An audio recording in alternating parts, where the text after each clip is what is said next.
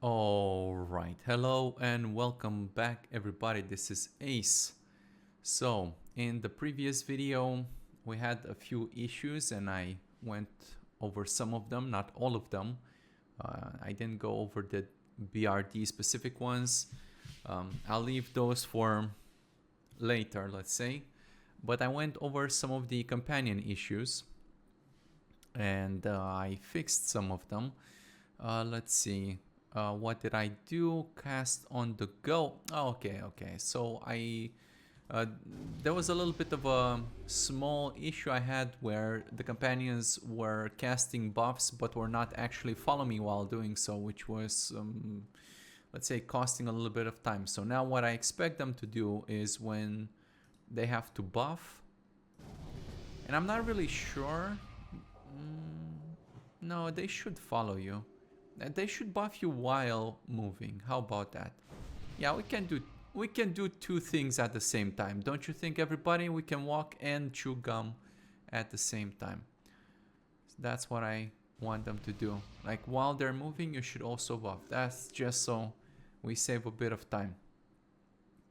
I had some problems with the commands with the come stay. Specifically, my stop actually was being interrupted, let's say.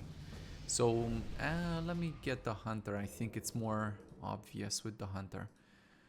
So with the hunter, you see normally when he's doing his things, he's going to use aspect of the pack because he doesn't detect any enemy in combat. And he's using this just to speed things up a little bit, which is all fine and dandy. When he goes into combat, he'll disable that and switch to Hawk or whatever. But the problem I had is I will put them on stop and they will follow me passively. You see, I made him switch to aspect of the monkey. I'll walk you through some of the other things that I've did. And I think I forgot to do something. Let me add it on the to-do list. Com toggle work with pause. I forgot to do this one. I remember it here and there, but you see, because I didn't note it down, I keep forgetting because I'm doing something else. So what happened in the previous video is that I will put them on stop, and when they're on stop, I expect them to not attack. However, I implemented a couple of more functions where they're supposed to cast on the go. So I'll explain how should I, in which order. Well, let's start with stop. So when they're on stop, I want them to defend on the go. What does that mean? I want them to cast defensive abilities, especially kites. So if someone were to attack me or him or someone in a group, then I would expect anybody capable to throw some CC out. In the case of the hunter, he would throw scatter shot. He would throw freezing trap, frost trap, whatever. Like, do something. Yeah, we're being attacked. We're not attacking back. We just want to get through some area. Let's say you want to go through a pack of mobs. You don't want to fight them. Okay, you hit stop and you kind of expect any. Let's say you're done farming some zone. If we go to here, let's say you're farming something, and then you just, you want to call it quits and leave. And you don't want to fight on your way out, and you say, okay, stop and defend. Yes. And what they do and what they're supposed to do is just CC on your way out. And as you see, as he attacked us, the hunter immediately CC'd, immediately dropped frost, and we're running. Like, that's the point of stop. We're not fighting, we're running.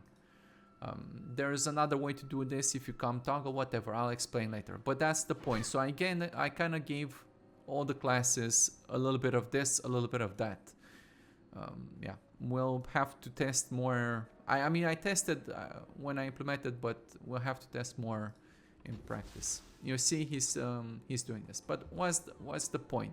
What happened before is that I would hit something like come stay, and come stay would clear my stop, and they would just continue attacking like normal. So the passive would be disabled by come stay.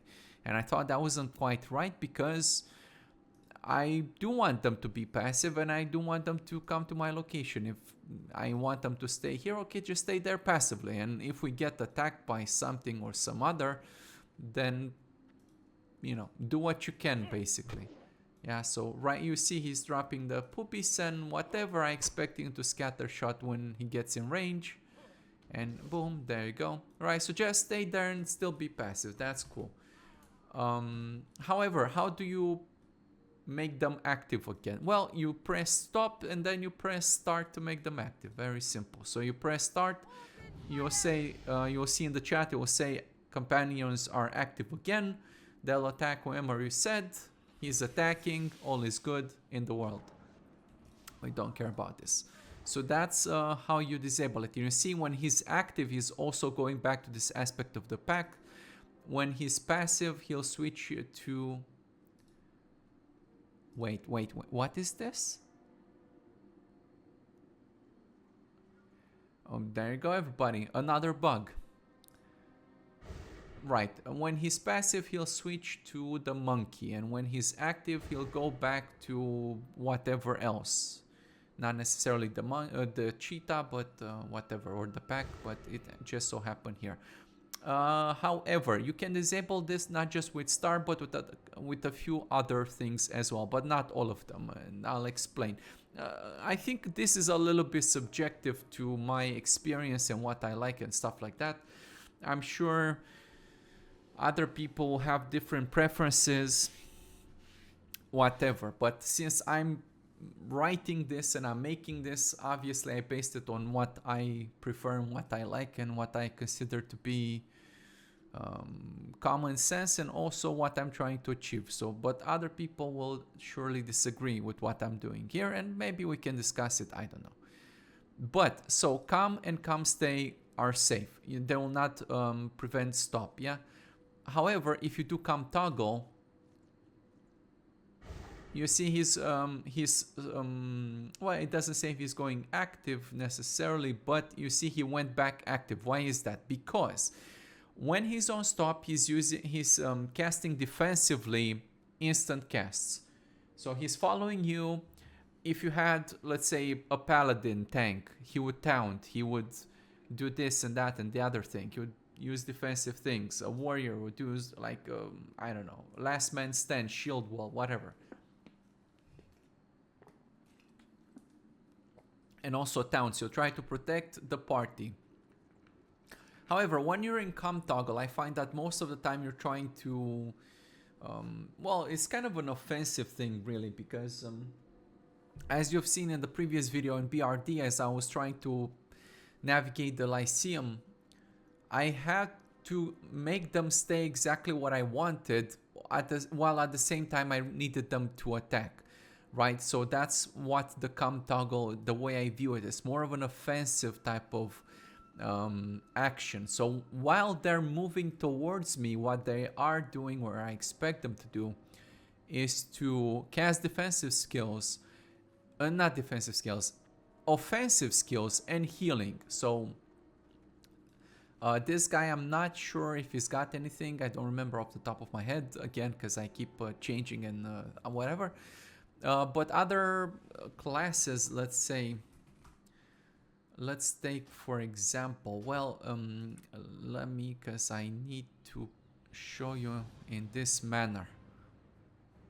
Let's get a mage, because this is mostly who it is about. Mages and guys with AoEs, with instant cast AoEs. So all this casting on the go, all the point of it is that they have to use instant cast. So whether they're casting, whether they're attacking on the go or healing or defending, it's all about the instance. So they don't stop and do the thing, they just do the thing while moving, right? So let's say I put this guy on com toggle while he's on your location, like 0.0 here, right? 0, like dead on, right? He's staying and he's using normal rotation. The moment you start moving, he's gonna do the attack on the move type of thing. So what I want him to do, and what I wanted him to do in the Lyceum and BRD, is that when we were attacking all those packs of mobs, I wanted him to attack as he was moving. And you can see that he's doing exactly just that. As he's going past these mobs, he's just throwing AoEs out. And now there's a thing in the core that increases the radius of your AoE by like 2 yards while you're on the move. That's some leeway shit, whatever. So it's a little bit whatever. And remember, I told you that I spent some time and actually for some of the function, well, for not some, well, for the AoE functions, for some of them, like say for example Cone of Cold, and you saw him use Dragon Breath earlier, and what I did is that I made it very expensive because he's looking at all the enemies in combat, and he's looking at each and every one of their location, and he's decided, let's say he's staying right here, and he's trying to like internally use Cone of Cold on all of them, and he's checking to see which one of these guys, if he were to hit it, which one would have the highest number of enemies he could hit with the thing, right? So he has to look through all of them. That's why it's expensive.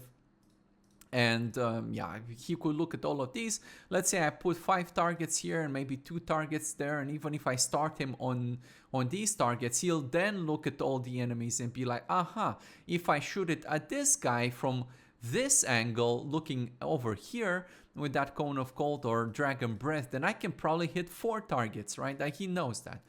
And if I hit these guys, then I only hit 2, right? So he's gonna shoot it over yonder.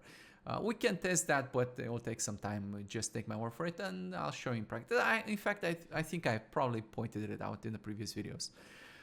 So that's that. And it works in the same way with other AoEs such as Blizzard, Rain of Fire, Volley, Hurricane, whatever. You understand, like the type of targeted poopy sand that you shoot at the distance, right?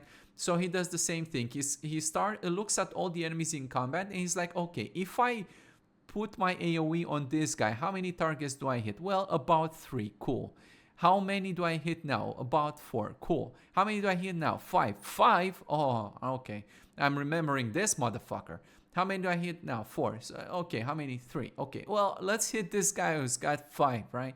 So that's how he does it.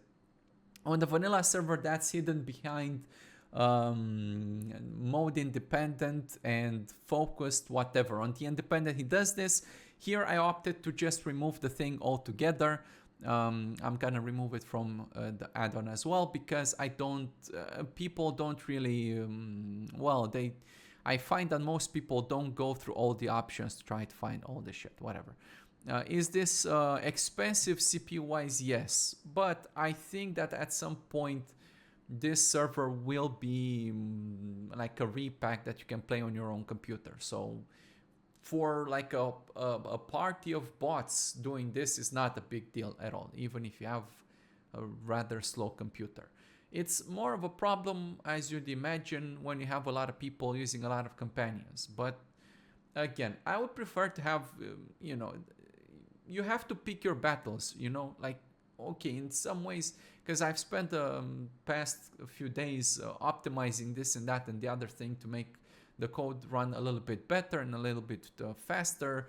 Me and Emil, we profiled some of the companion logic, and I'm constantly profiling and trying to figure out where can I make it more efficient and faster and not to consume as much. But you know, in this situation, I purposefully made it consume more just so we have like better targeting. How would it work? Like, how does it work on vanilla, or how would it work normally? Well, let's say, well, this is actually quite a good example. You know what? This is very simple to explain and show. Let's make him attack this guy, right? And while he's attacking this guy, just by his normal logic, you know what? Let me do you... actually, I don't know if I skull him, probably won't work. But he's attacking this guy. How is he going to attack some other target? If I attack this guy, is he gonna change the target? No, he's gonna keep attacking... Oh, okay, so that's what I mean. Anyway, it's a little bit sabotaging that he did that. Anyway. But, okay, so he's attacking this target, and he only picks another target only when this first target is dead, and then he's like, okay, now that this target is dead, what else am I attacking? So I told you about this in previous videos. That he has like a priority, sort of a list of priorities for choosing targets.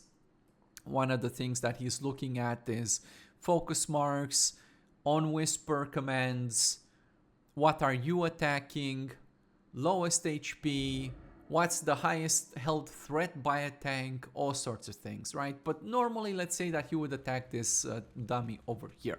And if I were to go and attack a different dummy, well, let's not take that one, so I can actually prove my point. Like, if I were to go and attack this target, like, nothing would happen, because he's like, I have a target, I don't care. Like, I don't need to care about attacking something different right now. If I were to put, say, a school mark on this guy, well, I mean, that changes things. Now you can see he's already changed targets, and now he's attacking the school target.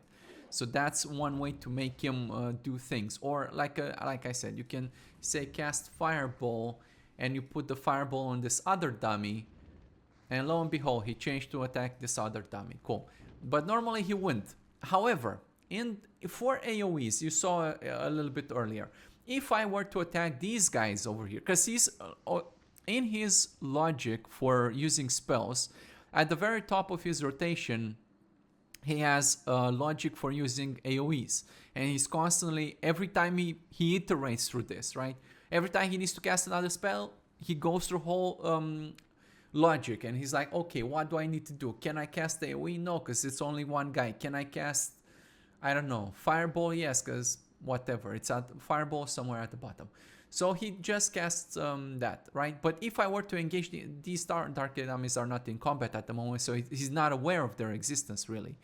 So if I were to attack them, then after he's done finished casting whatever fireball, he's gonna be like, can I do AoE? Yes. And what will he do? And we can even put him a little bit over here so he doesn't do Dragon Breath again. What I would expect him to do is drop...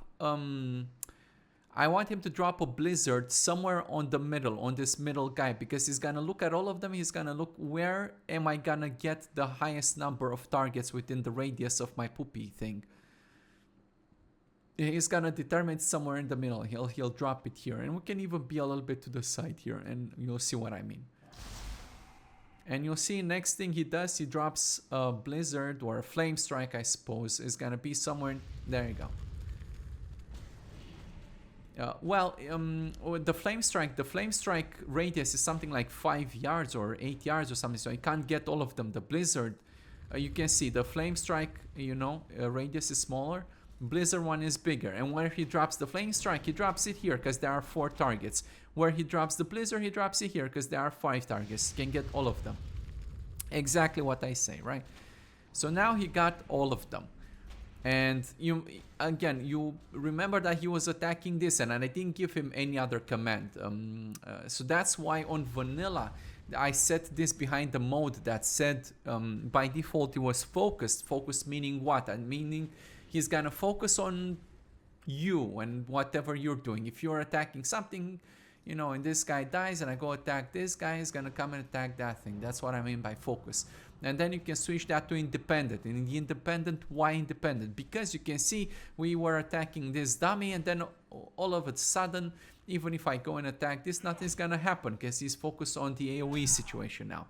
That's what I meant by independent. So on TPC, I'm kind of mixing a little bit of independence. However, if I put a skull on this dummy here after he's finished casting, then he'll go...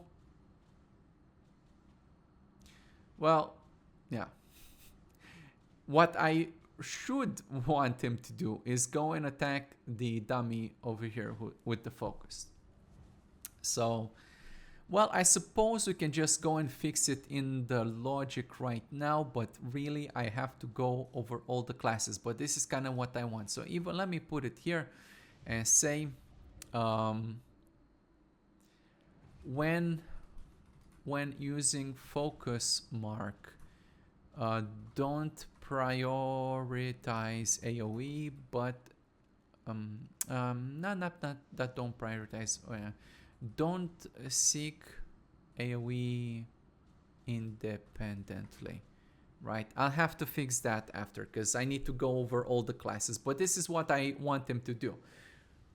If you put a skull mark, then I want him to attack this dummy, and if the dummy happened to also be surrounded by multiple enemies, then sure, AoE it. And then you might say, well, what if I just want him to single target the dummy? Well, yeah, that's why on vanilla there's a thing where you can toggle AoE. So he even though he, let's say the focus mark was surrounded by more targets he could AoE, he still, because you toggled off AoE, he would still single target. So there's a lot of nuance to this, and I don't, yeah, it depends on the situation. Many times in raid, you don't know. Like, you don't know what's going to happen and that sort of thing. Yeah.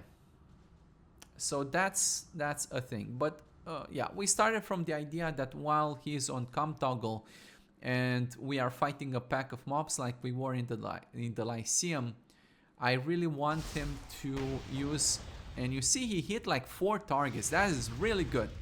And if I didn't do this, let's say the expensive search, then it would be something abysmal instead, right? So yeah, it's nice in a way. It's nice.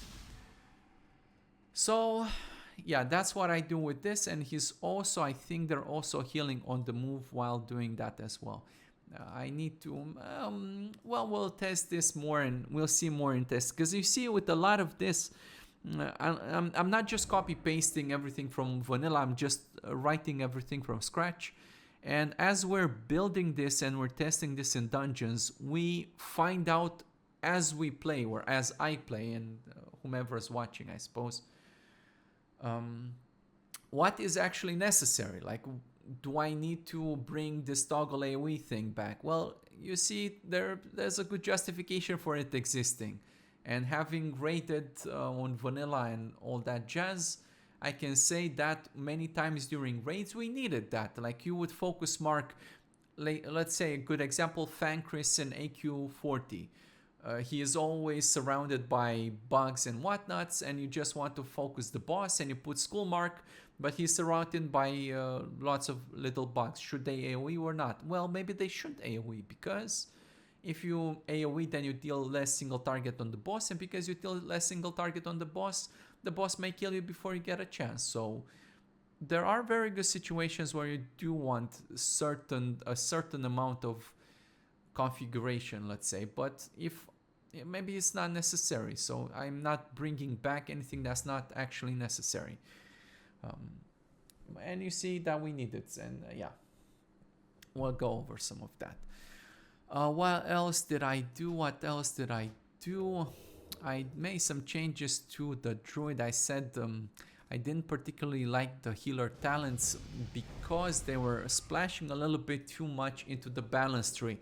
So they were putting 5 points into Wrath and then taking some of this stuff and then going for Insect Swarms. That was like 11 points.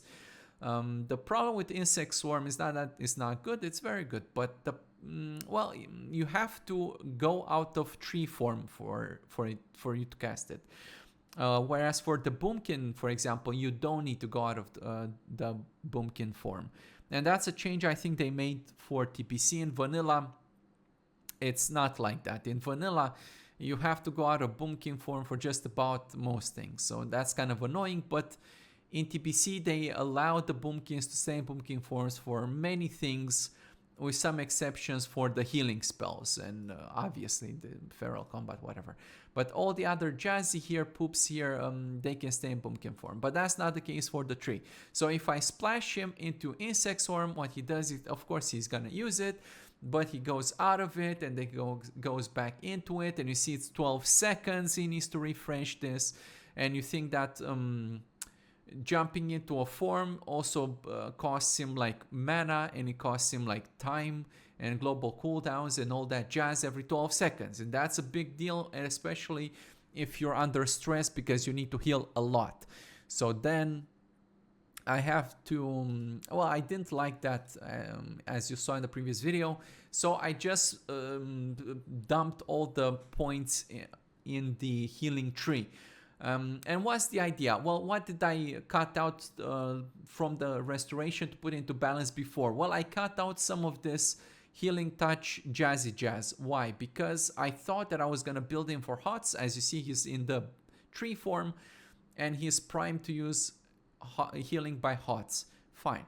But the problem is while he's leveling, actually he's not gonna really use this hot rotation, because he gains that level what, 50, 60, something, like pretty late, right? So until that point, then it's a pretty good idea to start putting points into Naturalist. So you're going to Mark of the Wild, Naturalist, Omen of Clarity, which I see that he's used. You see attacking with the thingy-majingly. Let's see. Yes, you can see he's attacking with the thingy-majingly, and this thing says each melee attack has a chance of causing the caster to enter a clear casting state, which makes your next damage or healing spell blah blah blah cost no mana, which is great, right? So I think the druids are really just made for this, and well, if I can go to a druid, I can maybe show you a little bit better. Though I don't know by heart. Again, there's many things I don't exactly know by heart, but well, shit. Okay. Okay.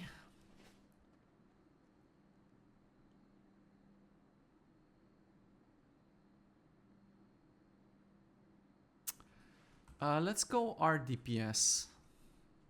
He's got Mumkin form here. Melee attacks in this form has a chance to hit regenerate regenerate mana based on attack power. Yeah, there's some of this. There's some of this attack with melee to gain mana sort of thing. I'm not sure if it's also in the talents, but you definitely saw it in there. Yeah, that sort of thing. So I think the way the developers intended this to work, they kind of wanted the Boomkins and druids to kind of be melee oriented. That's why they gave them a lot of talents that are melee focused. And as you see, the Boomkin himself, he gains a good amount of attack power actually, and it gains a lot of armor actually, and that makes him rather tanky in fact. Right, so he just has quite a few talents that may suggest the fact that he wants to be close to melee, because he goes into Boomkin and whatever, and then he does some Boomkin stuff, he casting spell whatever, then he's going and slapping this guy when he's low on mana to regenerate mana, and maybe if he really wants to, he can switch into Kato and whatever and do some damage this way as well, and maybe you can splash some points into Führer, and maybe you can do some other things. And you see that that's kind of how I think they saw this, right?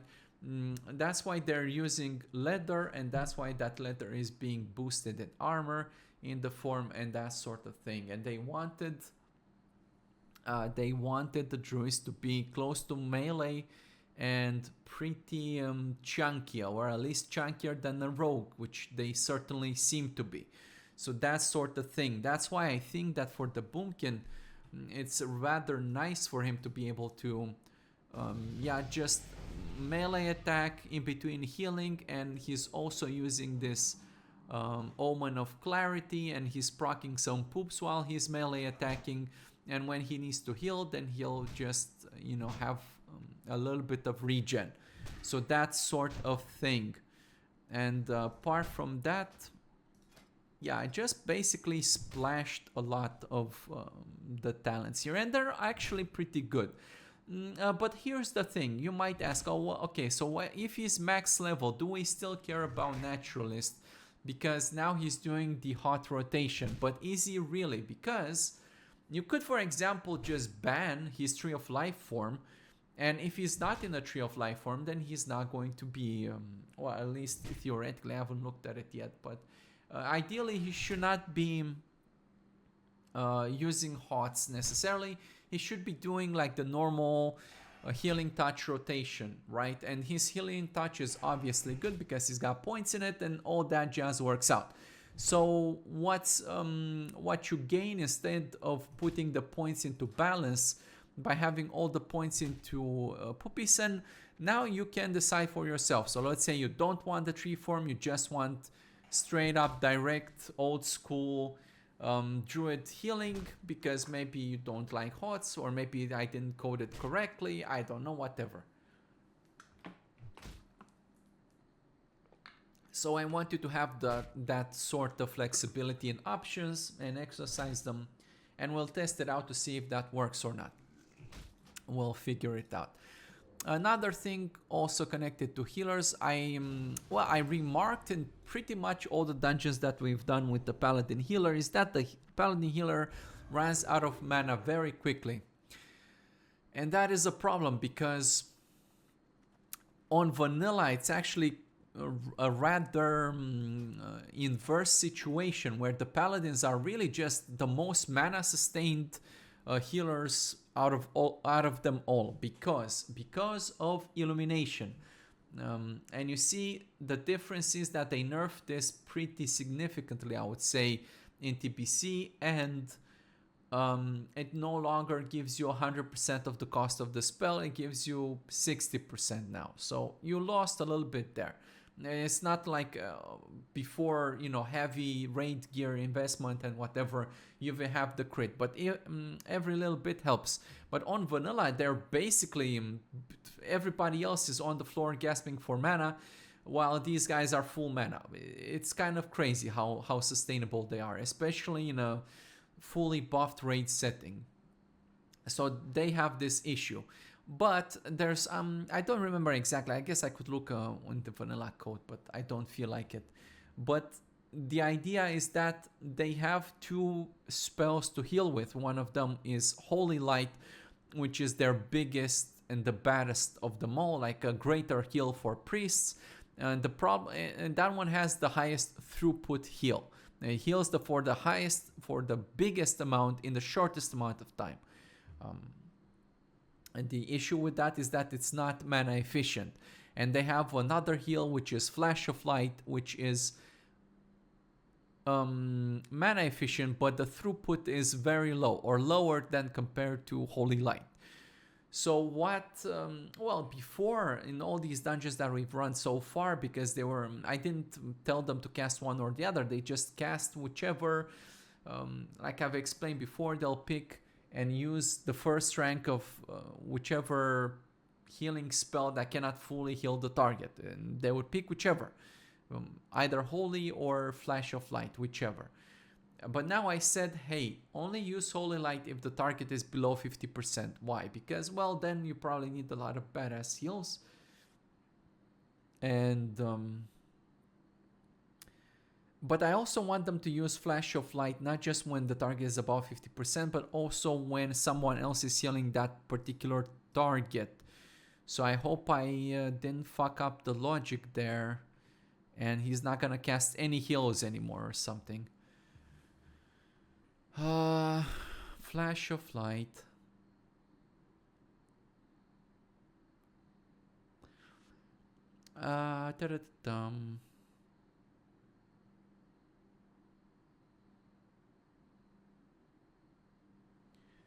Hold on, because I'm looking. Okay. So if someone else is healing the target, then cast fast heals. Okay, I think it should be fine. So either if someone else is healing the target, they should be casting Flash of Light. So even if the target is below 50%,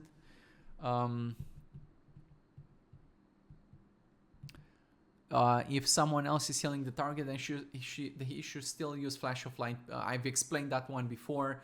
When there are multiple healers on the same target, so let's say you have two paladins, it doesn't have to be paladins, it can be a priest. Let's take a priest and a paladin, and let's say the priest is the first one to start healing, and he's using a greater heal, like his biggest, baddest of them all.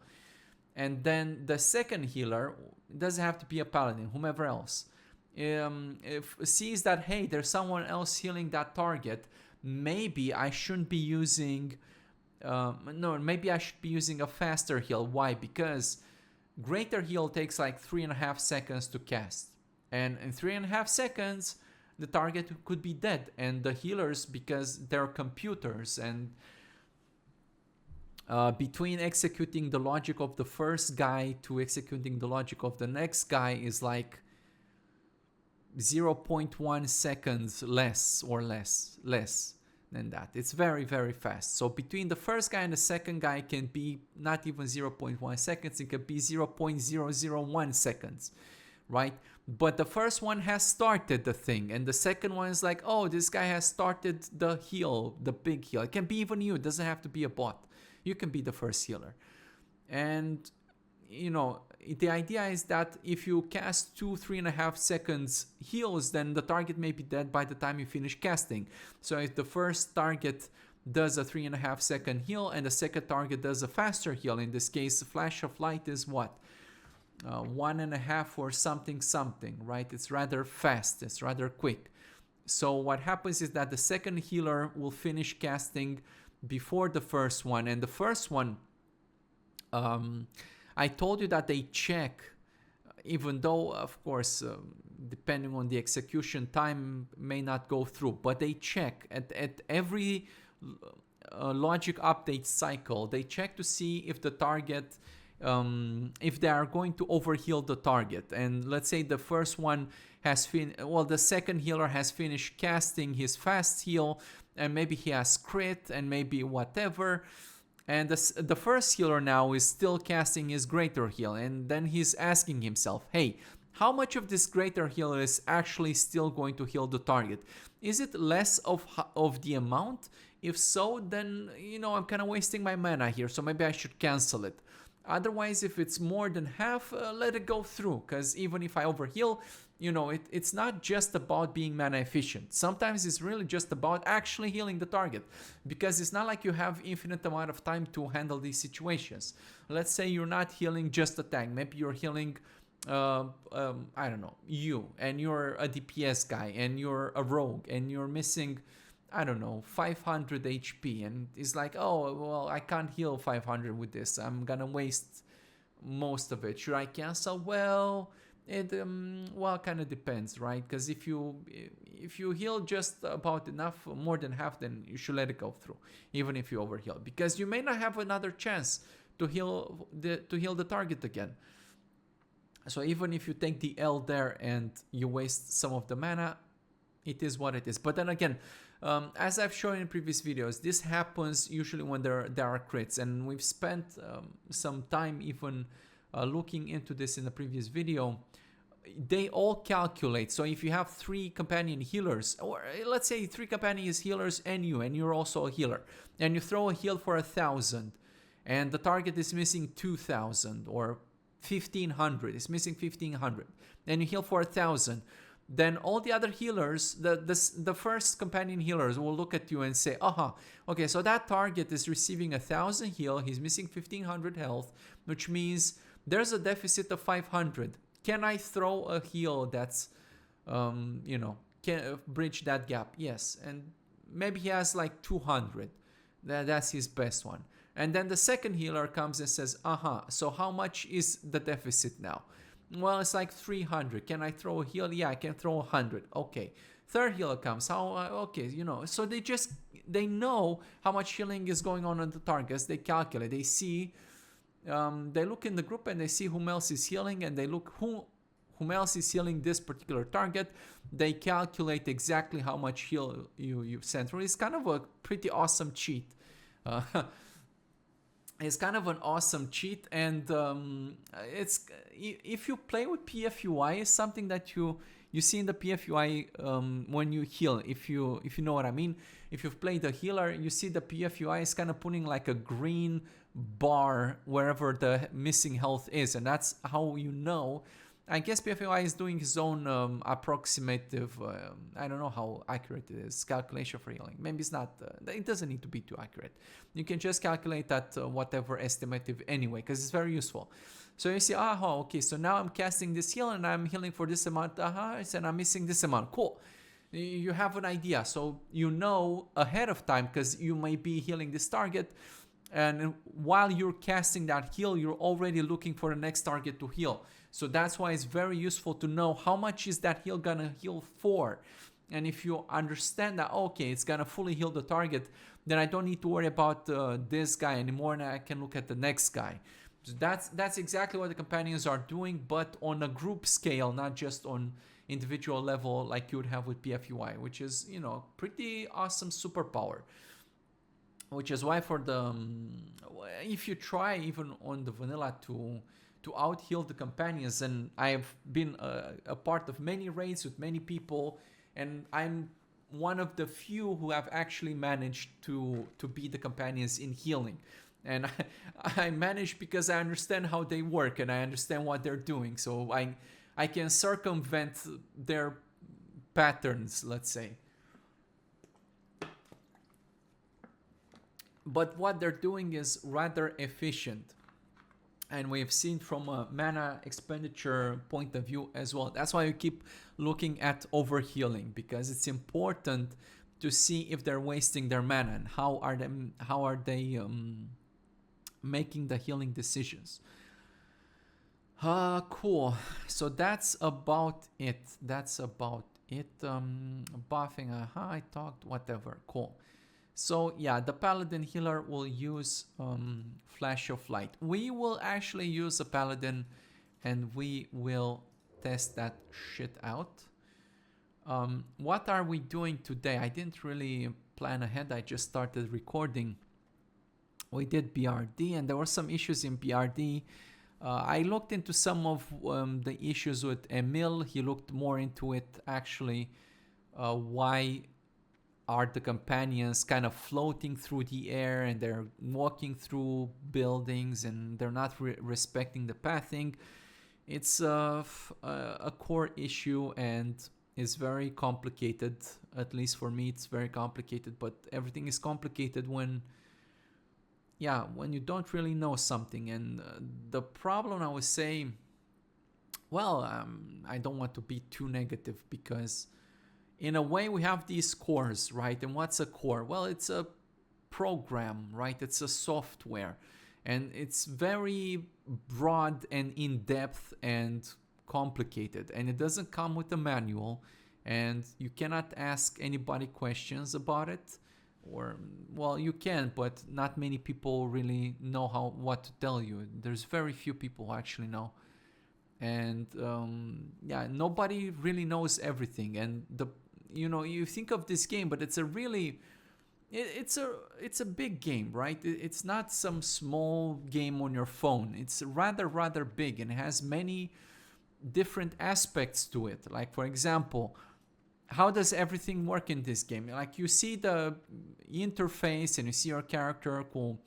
Everything that has to do with models, that comes from your client, like the way your character looks, the weapon, spell effects, whatever. But they don't really, they don't function necessarily in the client. The client has its own logic, as it would tell you. Like, for example, when you run out of mana, it's like, hey, you're out of mana. Or if you're out of range, it would prevent you from casting because you're out of range. So it has a little bit of logic as well. But everything that needs to function, you throw a fireball. How does that work? Like, how do you cast the fireball? There's code behind casting the fireball. There's code behind what happens when the fireball hits the target.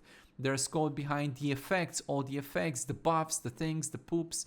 You log in, that's separate, different area of the core.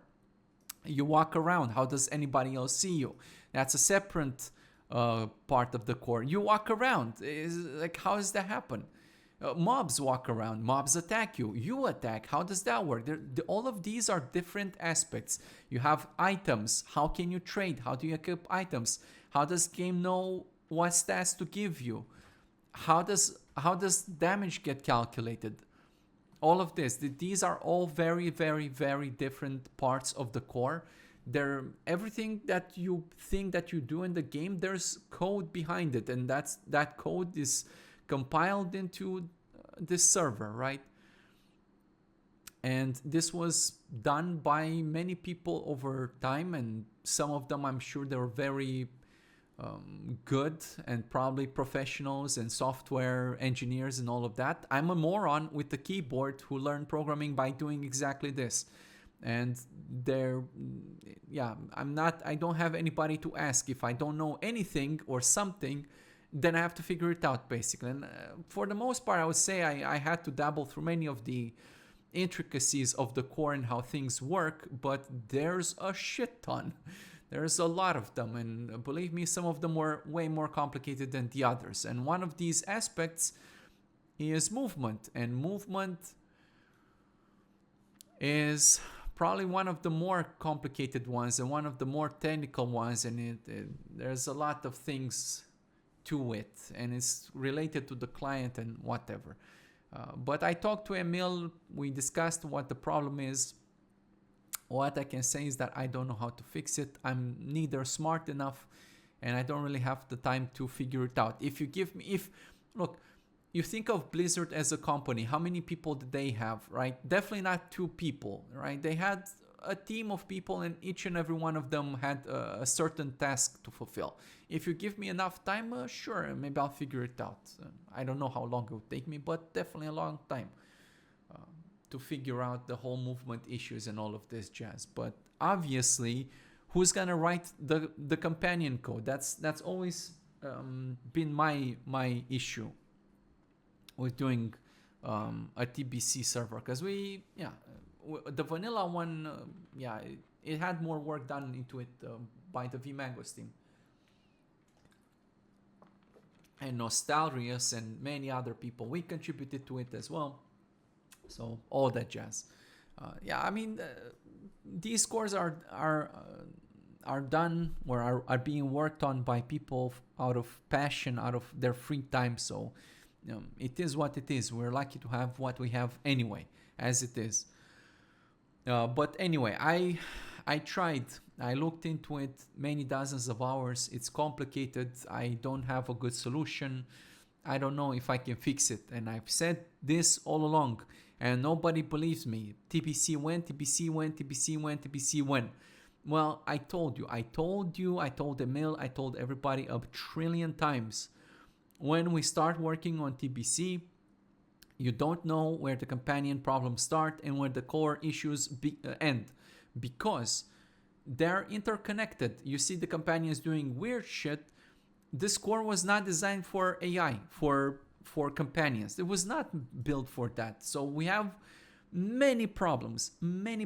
If you only wanted to have like a functioning TBC server, and I would spend all my time trying to achieve that purpose, okay. But what are we talking about video after video? We're not talking about how do I make, I find issues in the core and I fix them sometimes, but that's not my focus here, right? I have to code in the companion, so actually that's the point of the server. So, which is already a full-time job.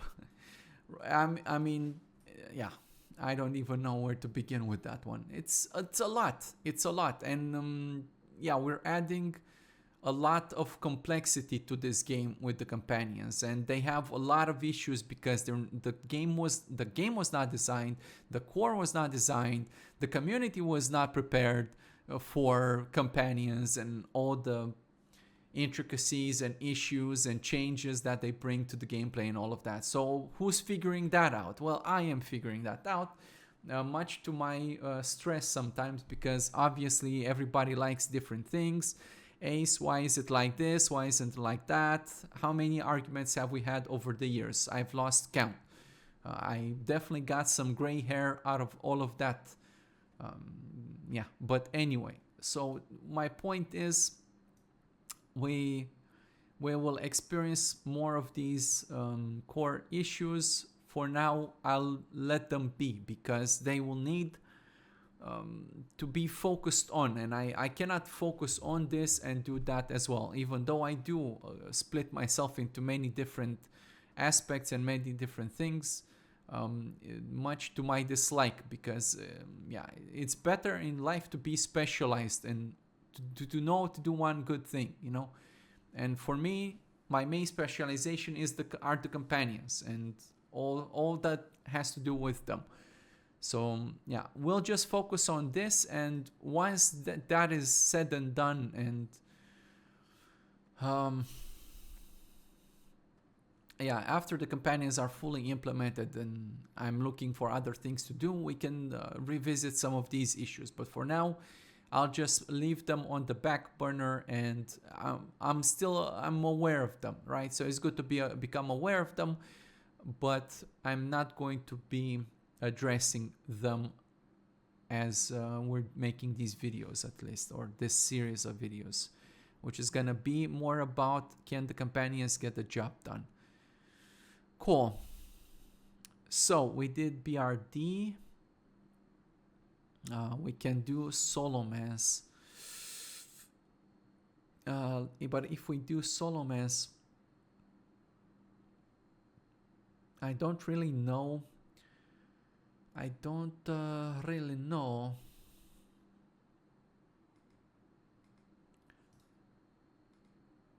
What level to do it on. So I'm just gonna figure it out as we go. Okay, so the final boss is Dark Master Gandling. Let's look, because apparently they changed it in TPC. They changed their levels. Now let's see this guy. What level is he exactly? Says here 61, but I don't know if I could believe that one. May have to look in the database. I'm not sure if he's really 61. Like, really? 61? That's interesting. Holy shit, he actually is 61. Huh. By the way, we did BRD at like 50 something. 52, or I don't even remember. Actually, hold on. Before we do this,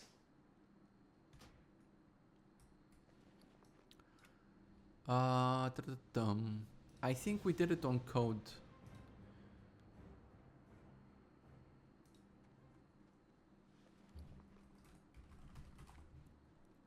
If not, I'll have to go back and watch the video and figure that out.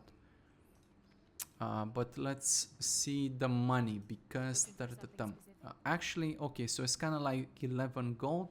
So I made about let's say 11 gold from money drops. I had to subtract 3 gold out of this because I had some starting gold in the inventory. Let's sell all of this. Yeah, I'm doing this because we'll have to figure out the hiring prices, and it's gonna be close to, okay, so that's 47, actually more like 44 if I subtract my things, so about 44 gold. I don't need the exact number. We actually skipped like half the, maybe more. We kind of skipped at least half the dungeon, because we went down the shortcut, and yeah, I made 44 gold in total, out of which 11 was money, so about 33 gold in items, and Sunken Temple was like 53 gold in total. But again, in Sunken Temple I cleared just about everything, whilst in BRD I only cleared the shortcut, so that's definitely significantly less gold. If you go and do the whole thing, you're probably gonna end up with even more. But yeah, yeah, that's one thing. Am I gonna do Scholomance? Probably. Okay, well, I mean, it is what it is, right? See you later. I'm not sure. I mean, I guess we could do maybe Diarmo or something like this, but maybe we just leave Diarmo and we do the whole Diarmo at once.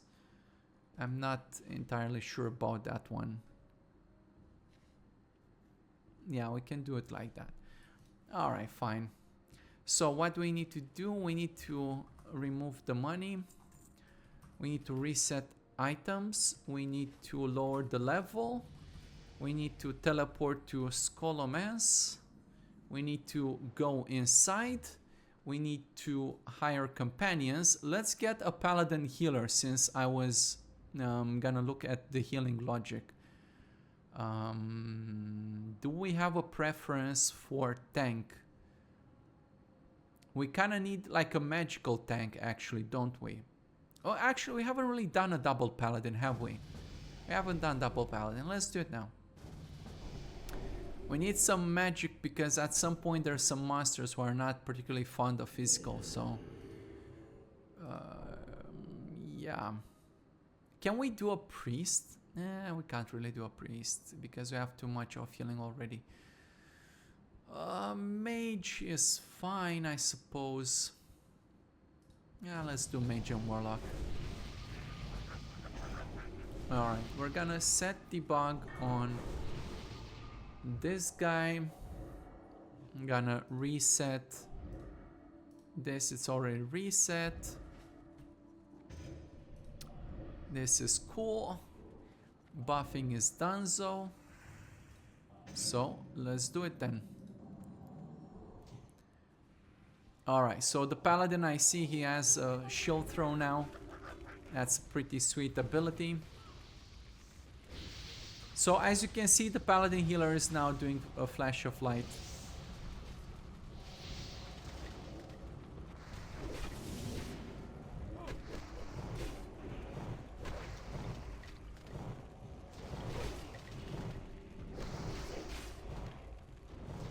But as you can see, he's also struggling because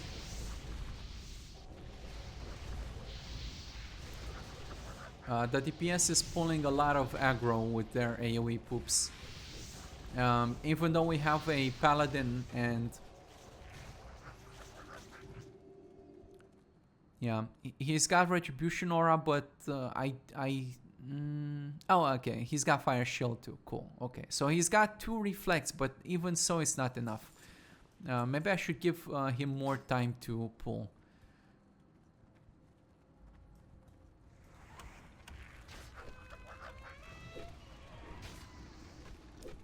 Still, nobody died, so that's fine. That's... wow, we've already made 43 silver. We reset the money, right?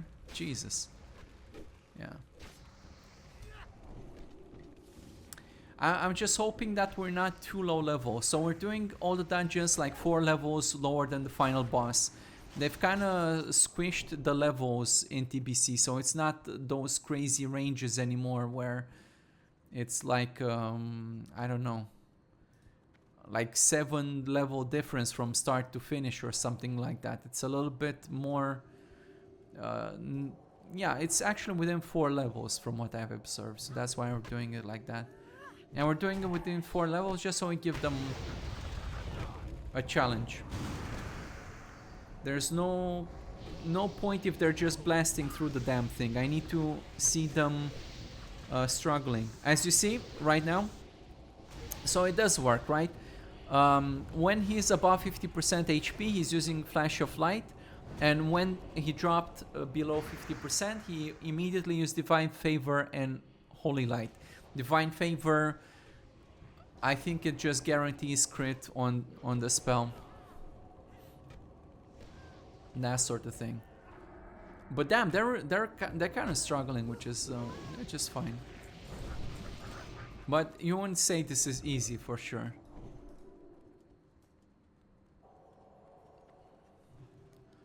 They do have some undead types here. Maybe I should have brought a priest. But it's fine. It's fine if we don't have perfect setups, because I don't really expect just people in general to play with perfect setups either. So you're gonna bring whatever. As you've seen, we gave up on, I think, Shadow Fang Keep or something, because we just didn't have the enough answers. We didn't have answers for all the challenges there, and we were also under leveled, so it was, we didn't have the answers, or we didn't have the damage, and was kind of fucked and scuffed in all sorts of ways.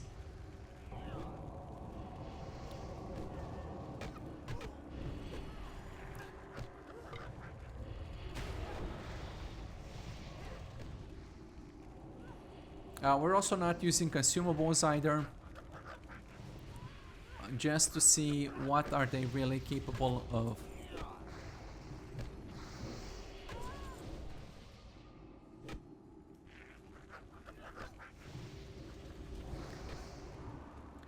And you can see the damage between the Warlock and the Mage has normalized, even though it didn't start out that way. But every single time, I think, without exception, we've done a video in a dungeon, it's always like that. It just normalizes after a certain period of time, which is good. And I say that always or many times with reverie, out of respect for whomever worked on the balance of the game and the numbers and all that jazz, because they clearly have done the math and done the numbers right.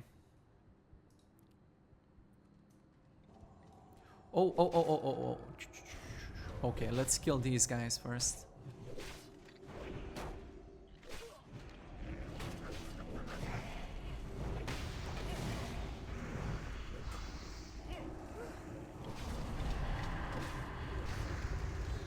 No. Wait. Oof. We're gonna not have a good time here. Yeah, we definitely pull more.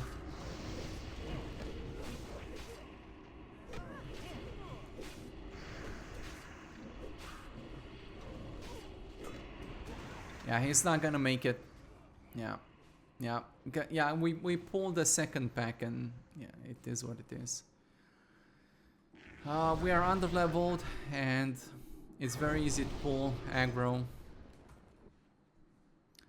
We have to be careful.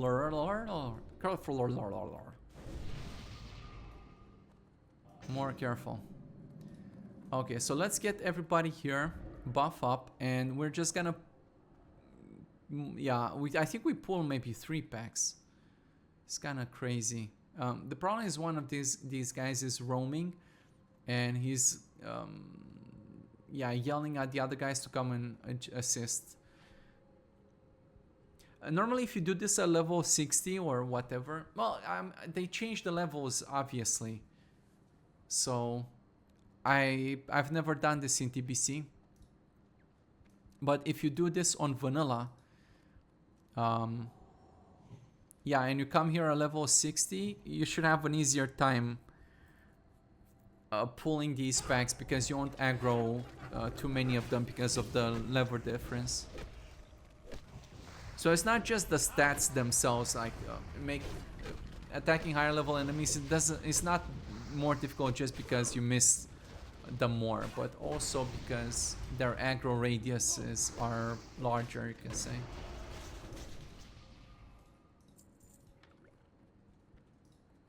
So we're gonna have to be extra pinchy. Yeah, this guy is gonna pull the other pack as well. Yeah, let's focus on the squishy dudes.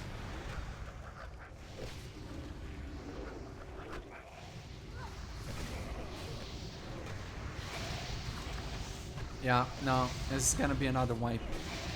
We have to isolate the roaming guy, because he pulls 2 packs, and it's wait, 3 packs actually. Yeah, he pulled 3 packs. Yeah, it's like no amount of logic is gonna fix that, except my own logic, you know. Somehow I need to fix my own brain, because it's not the companions' fault here. You can't blame them. Well, I guess you can, whatever.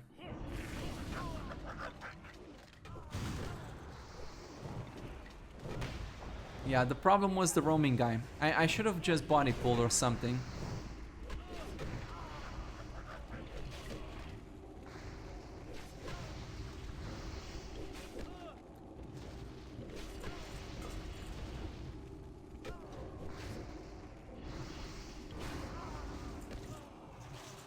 Of course, nobody's if you're gonna play this yourself, nobody's making you do this at level, you know, this level.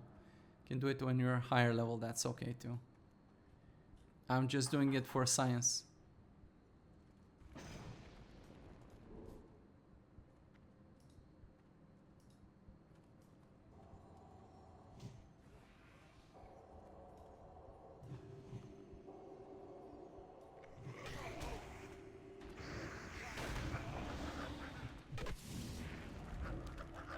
Oh shit, no.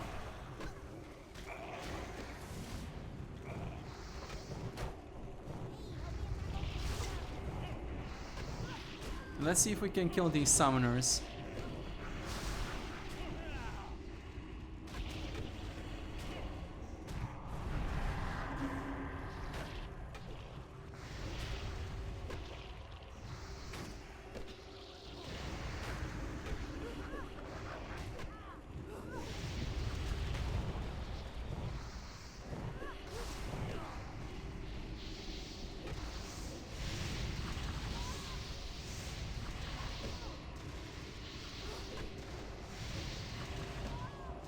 Again, it's maybe a little bit of that issue I talked about earlier at the training dummies with focus marking, but still they kind of AoE wherever they want, and I don't want that to be the case whenever you apply a focus mark, just for this situation where you really need to kill like a guy fast.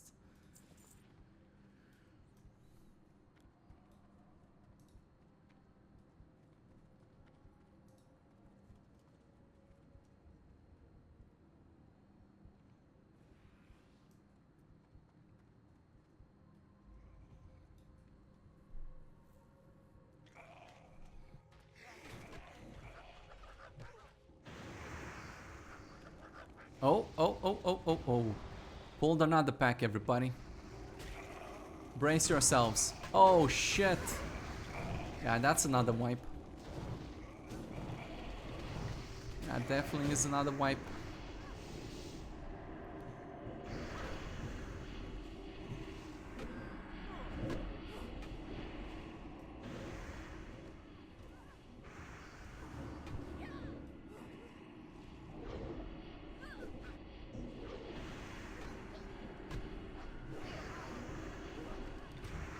Yeah, can't handle this. Too many.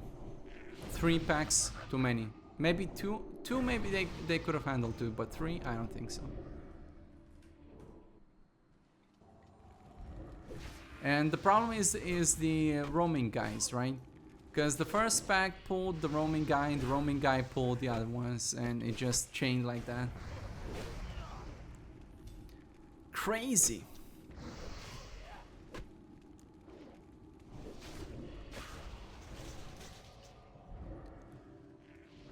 It's also possible that maybe a better place to start would be downstairs here.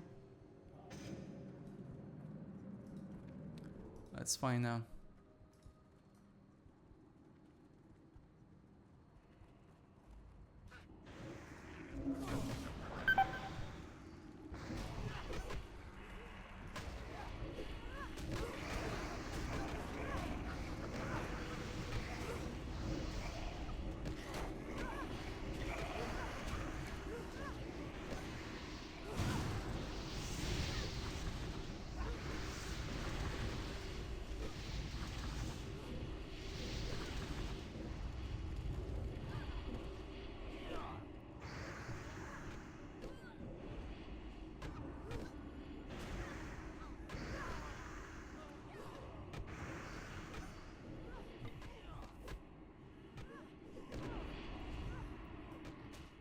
Nope.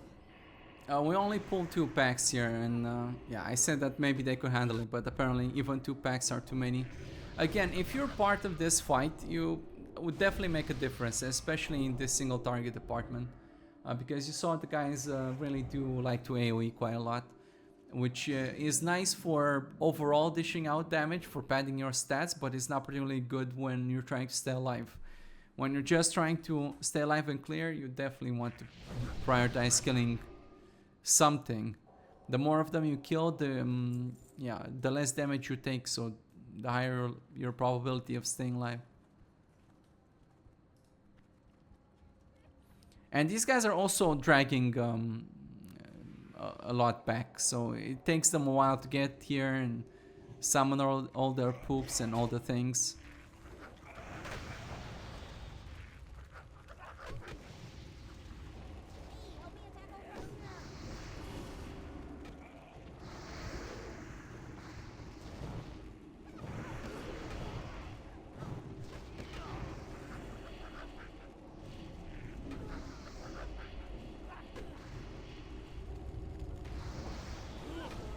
Alright, let's try to kill these summoners if we can.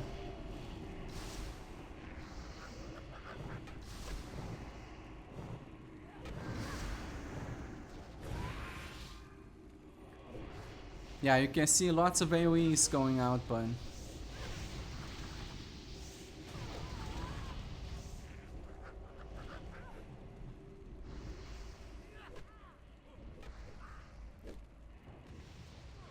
again, overall, like it's not like it's bad that the AoE. It's just that there's no finisher in the group, and you could be that finisher yourself.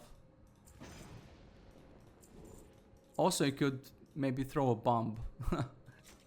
If you use consumables, I think that would also help considerably.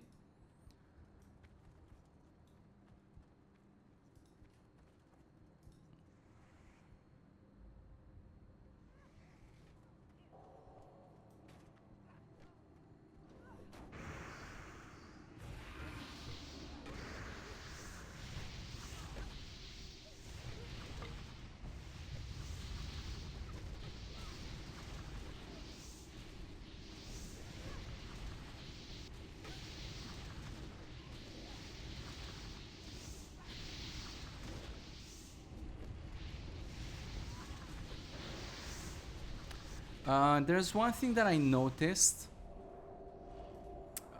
I'm not sure how to fix this though.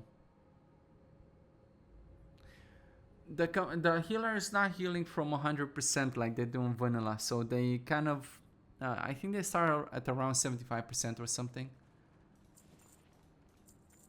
which is particularly an issue. Like, not normally an issue. It's just particularly issue with the paladin, because now I kind of do want them to crap.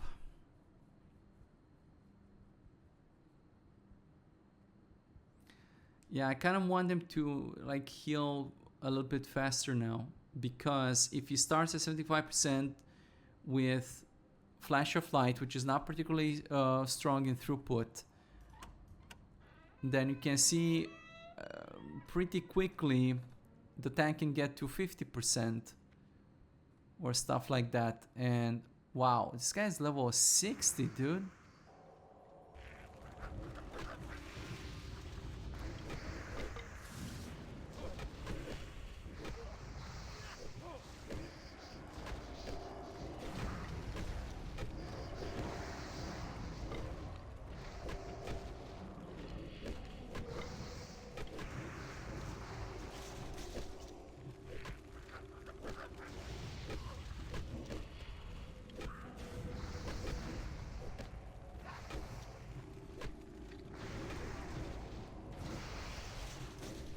But actually, give me a second. Let's not panic yet, because maybe the problem is none of this. Because I've never done TBC Scholomance, but clearly they have some big guns over here. I think it's a little bit even difficult. Well, yeah.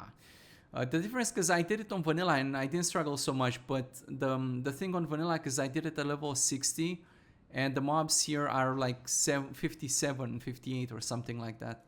So it definitely makes a huge difference, especially in the aggro radius.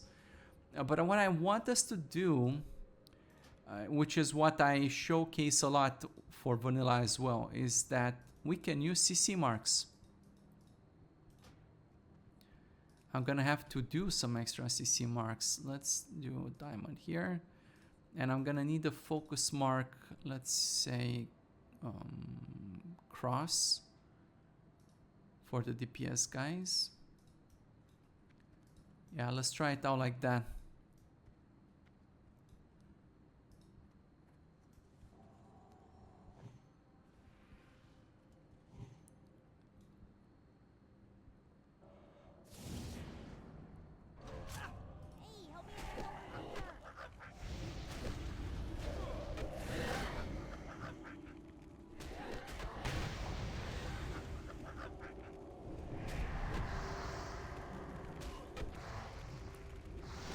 Right, so as you can see, they CC these two guys with Fear and Sheep, which is all good.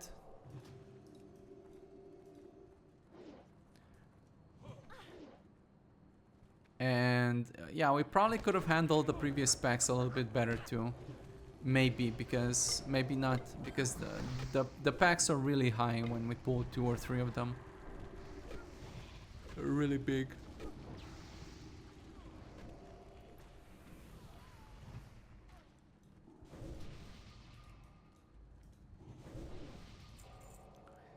Obviously this is gonna make it take more time to clear it, but yeah.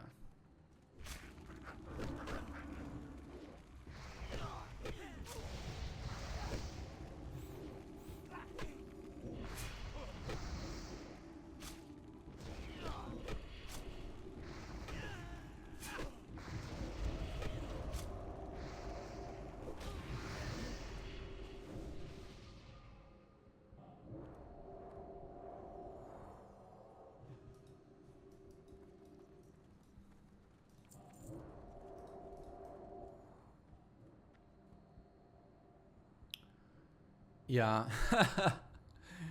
Okay, well, good luck trying to do this. I mean, it's possible, obviously. It's just not gonna be pleasant because all the packs seem to be very close to each other.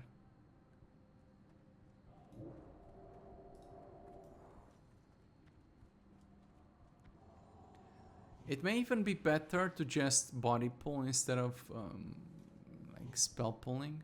Makes a difference sometimes.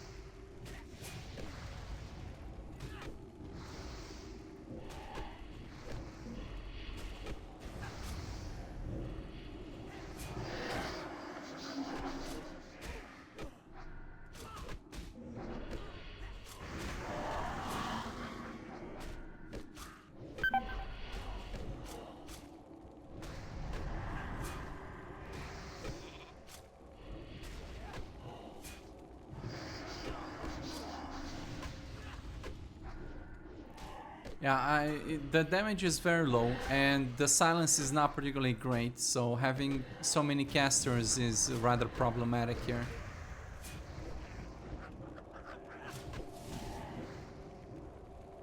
They're doing a good job keeping these guys under CC though, I have to say that.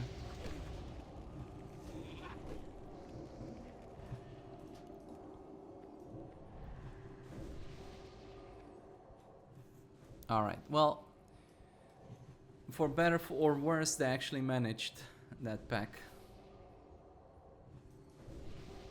Yeah, you're gonna have to break yourself because, but I'm too low level and I'm my unhanded skill is not high, so I'm just missing this guy all over the time.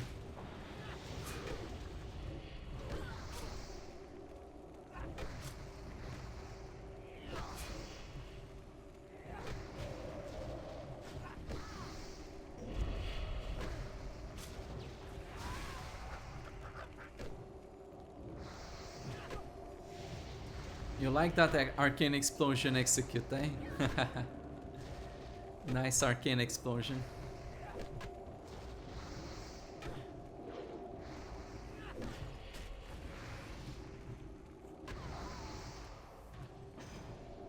It's also, you can make an argument that using amplifying magic in here is rather detrimental because the mobs do come with plenty of spell damage.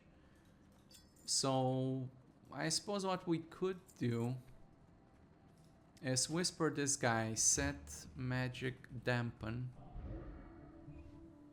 and he's dispelled all the amplify magic and now he's using dampen magic.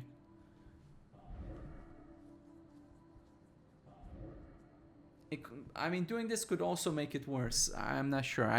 I'm just presuming that a lot of the incoming damage is Shadow Bolt, Shock. There's some melee, of course, significant amount, I would say. But look, Frost Shock, Cone of Cold, Mind Flay, Shadow Bolt, Mana Burn, So there's plenty of magical damage, so maybe it helps, I'm not sure. Let's find out.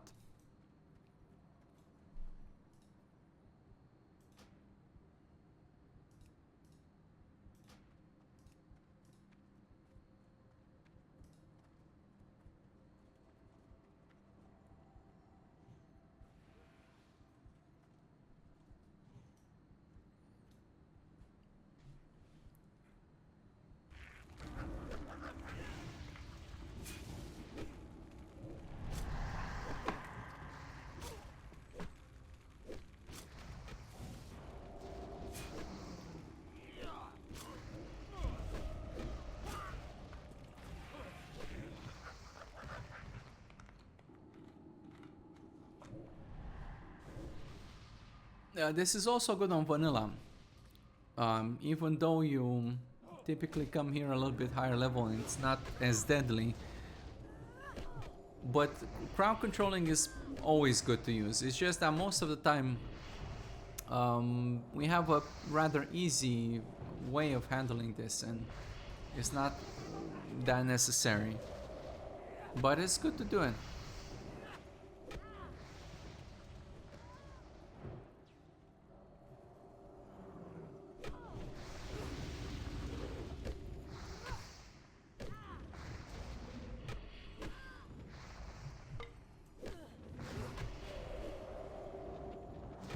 You see that the paladin is cleansing the slow movement thing. That's a nice touch. Because if he's trying to cleanse it with the normal cleanse, and if he cannot do it with normal cleanse, then he would be using freedom of movement. But I think that only happens when he's actually trying to get to the target and he cannot reach the target with melee. Not all the time. So if he's already at the target, he shouldn't be doing anything. At least that's how I view. That's what I think should happen. But as you see, it's not always. What I think should happen is not always what actually happens. Yeah.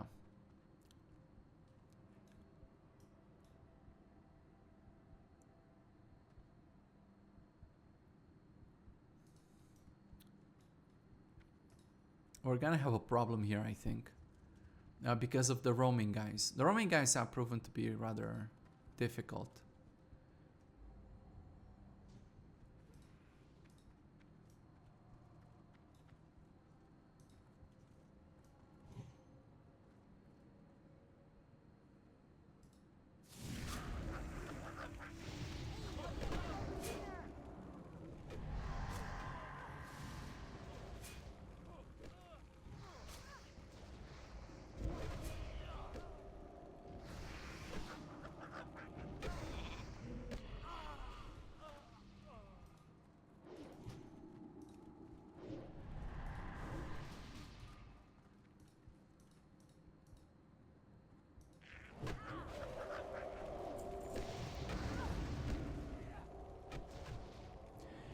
You see, sometimes you can do a start attack, and I think that on the command itself there's no check for validity of the enemy, or maybe there's some check, but not as strict.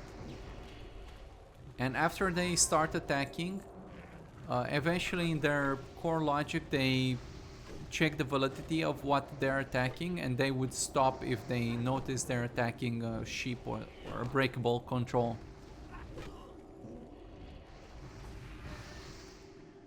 So in a sense you can jerk them a little bit to actually break the CC like that.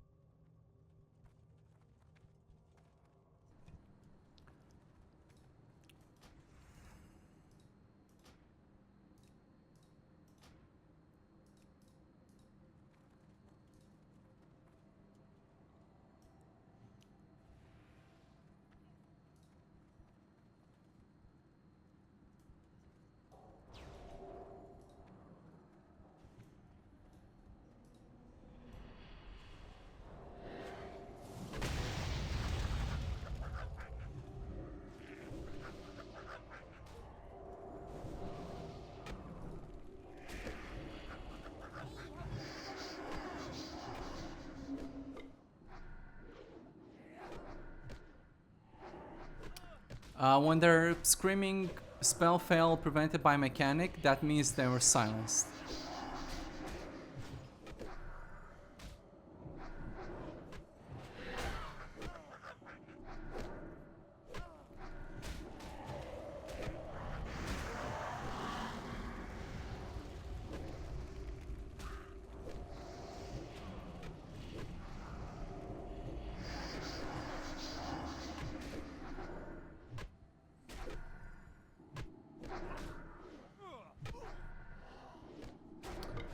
Maybe I should put a silence check because it seems to happen rather frequently.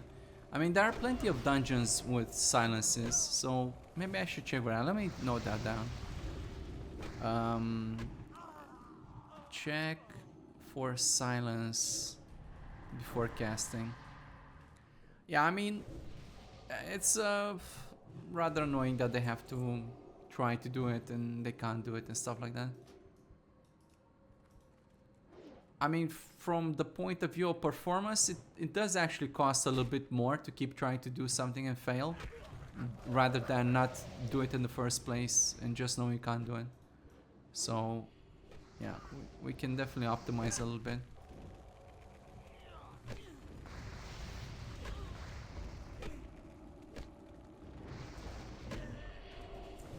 I don't know why this guy is stuck in this other room. Probably more movement issues. But holy shit, we're making so much money. It's crazy. Oh, we're even getting Magisters. Look at that, everybody. Sexy.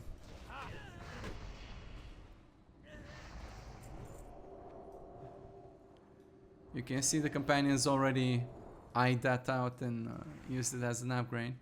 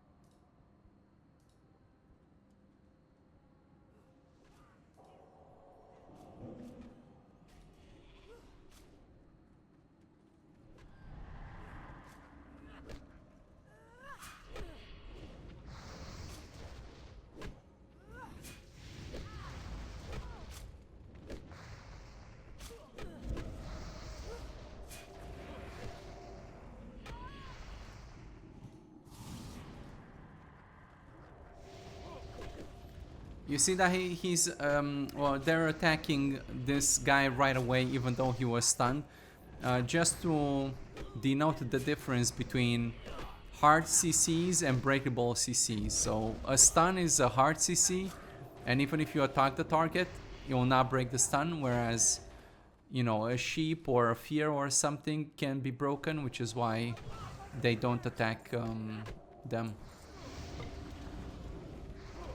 Which is good, as it should be.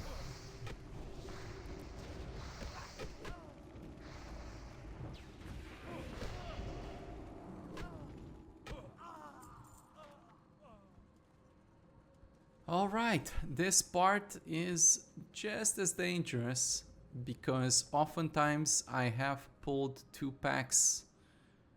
I don't remember. Yeah, there's another pack over there. I'm not sure. There's also the Risen Protector, so for sure I'm gonna pull 2 packs there. So this is where the plot thickens, you could say. I don't really know if we can safely do this. We can try. Doesn't mean we'll succeed. Maybe we can come toggle into the next zone a little bit. Kind of try to body pull this a bit.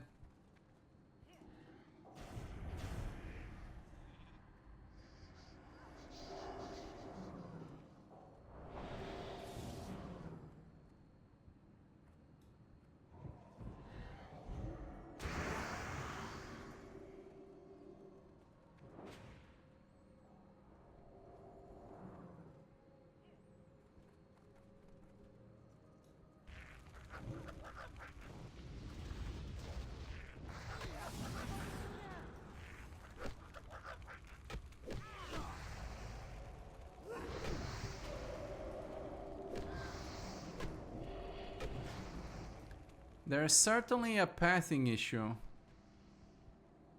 Yeah.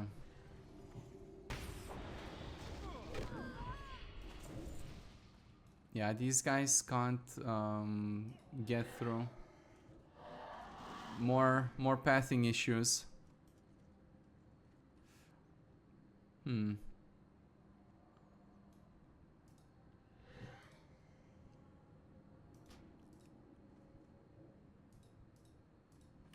Well, if they can't come to us, I suppose we have to go to them.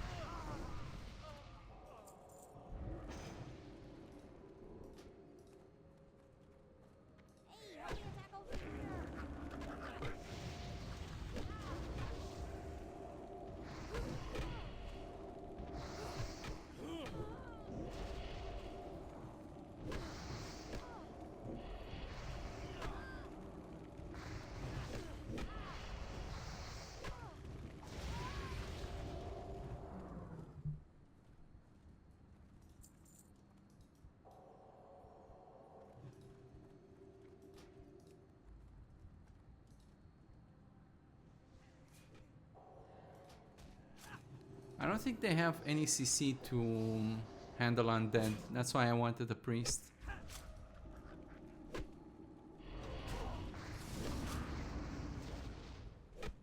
Well, there's always stuns, but nothing. Well, stuns are short duration.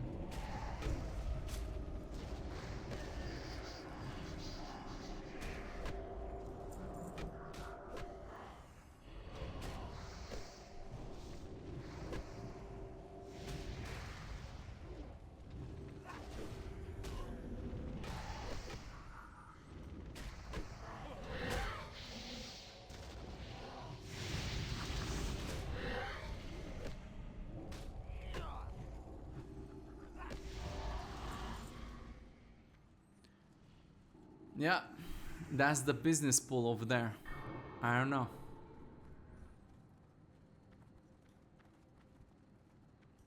I guess we can use this corner, which is the corner I typically use. We definitely have to CC all the humanoids. Though I'm not sure if... Well, let's try. Let's add... Star. Yeah, maybe they can throw a stun or something on it. Let's kill this Risen Protector. Or at least try to. I don't know. Stop. Oof. Ah, okay. I was concerned it might bounce into the other room.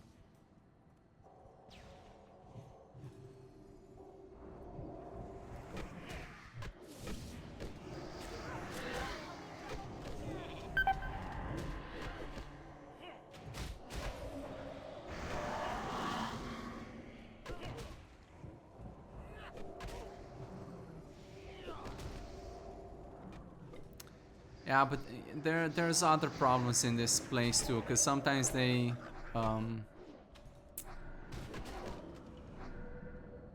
oh, they're silenced. Oh, he has to use Lay on Hands.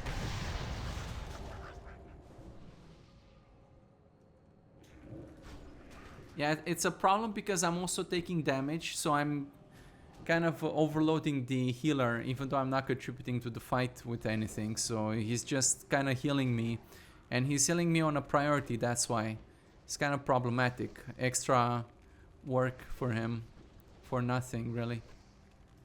But yeah, this is kind of a worst case scenario, I suppose. You should definitely not have things as difficult, I think. Should be easier for you.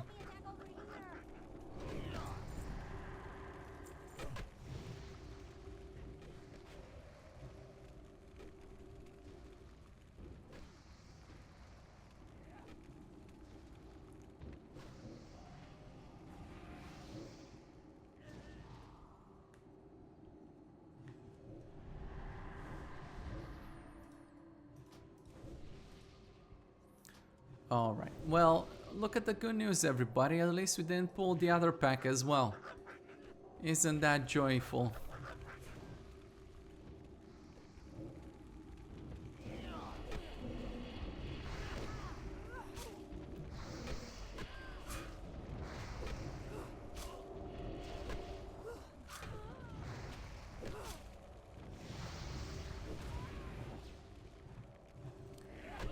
Yeah, there's the same issue on vanilla where they sometimes enter these whatever resting places, whatever they're called, and they enter here and they can't get to the mobs. It's kind of iffy, so you have to pull the mech a little bit. I think we have to kill this. It's probably a good idea to clear it, because when we go downstairs we might accidentally do it, pull them there, and we don't want that. So it's better safe than sorry, I suppose.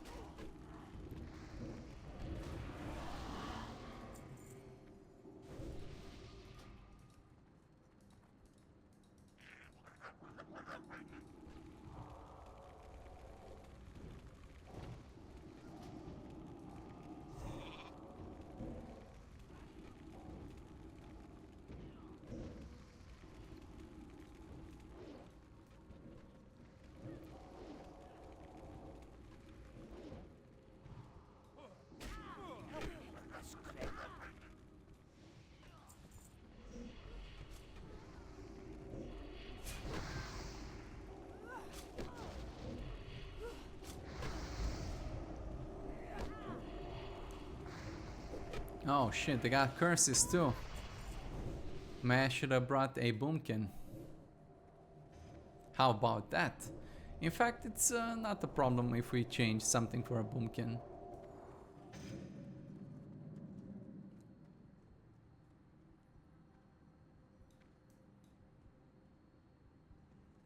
Yeah, they can't get past that. I wonder if it's this cloth. That's why they teleported to me. That's why the monsters can't get through as well. Let's try a boomkin. I think the mage works. Yeah, he's doing the things. I have nothing bad to say about him. He's fine. So let's kick this guy out and just get the boomkin. I think we didn't look too much at the boomkin. Let's turn debug off on the paladin. He is using Flash of Light. I think he is having a better time with the mana, though I'm still concerned about the fact that he's starting to heal at 75%, at which point he's already to rank 5 Flash of Light. So yeah, I don't know how to fix that per se. And I'm not sure. I don't think there is a fix. There isn't a fix. because of the way I wrote the code, there is nothing you can do about it. I mean, you can set the heal threshold to something different, but even if you set the heal threshold at 100, I still subtract 25 if I remember. So you don't really have much of a choice in it. And I did it that way because otherwise he's just gonna heal all the time and he's never gonna attack and all that jazz. So I don't know. Maybe it wasn't a good idea. It's hard to say. Let's reset the damage meter and see what this boomkin is doing. I turn debug on. Cool.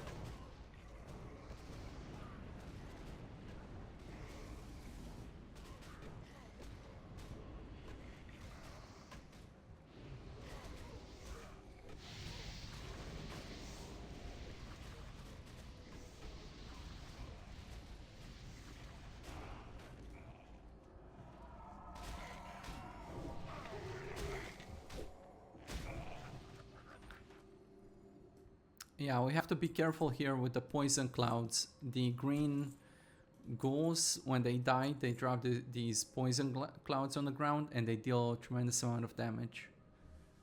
Definitely the thing you have to watch out for.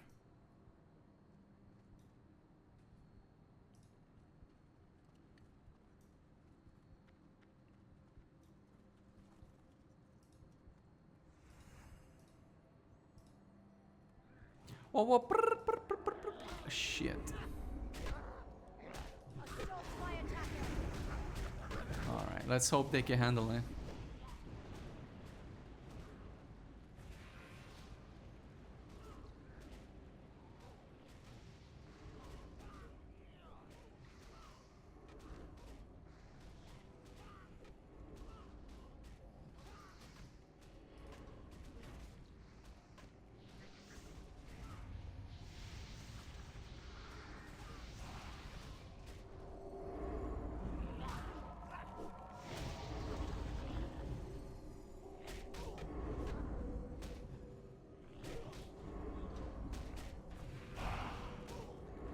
Whoa, whoa, whoa, whoa, whoa, whoa, whoa, whoa, whoa, whoa, whoa, whoa, whoa.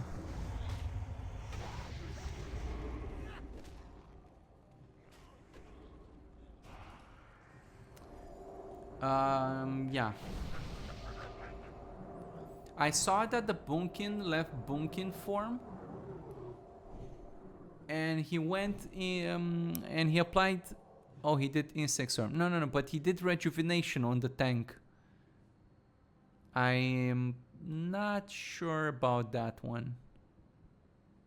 Because... Yeah, and then he went back into Moonkin form. It's kind of problematic, you know. I mean, it worked out, whatever. But he's kind of losing damage when he's doing that. That's what the problem is.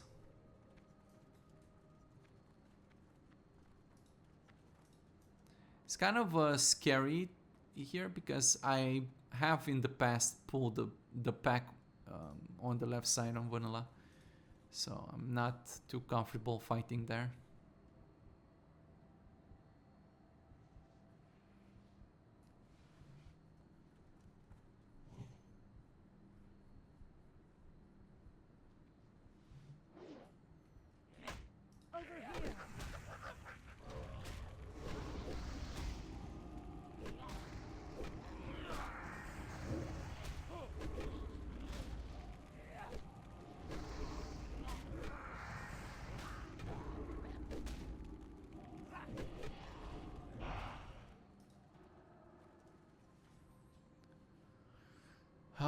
That Boomkin's damage is not amazing. I do have him spread swarm around, which is... it's not terrible. I mean, holy shit. He's doing more damage with Insect Swarm than Starfire, but that's because he is prioritizing spreading it around. And maybe it's not the greatest damage dealing ability, but the 2%, you know, every single little bit, you know, that it adds up, and it does help the tank out. Killing faster also helps the tank out, so you can definitely make that argument.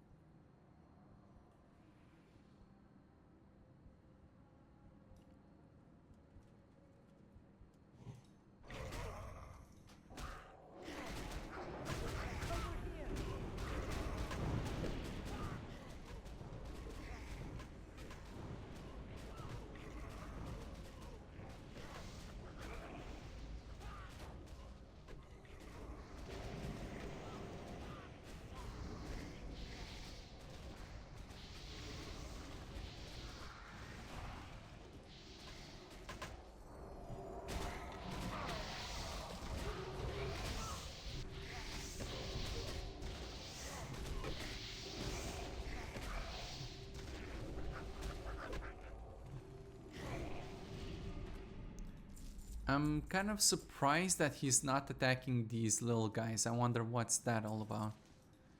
Again, he did rejuvenation on the tank. I guess the tank went below 50% or something. I have to look at the code, maybe while they're fighting the next pack. Maybe I omit to say, hey, don't do this if you're in Moonkin form. Though at a glance I cannot see the problem. Yeah, let's pull another pack because it'll take me some time to look at this.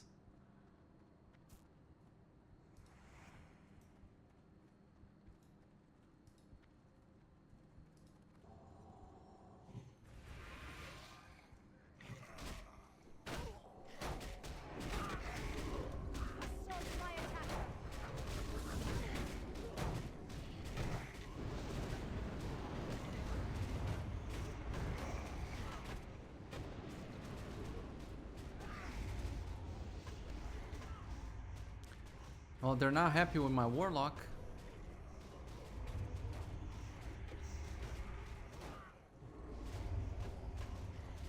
Yeah, he's spreading insect swarms.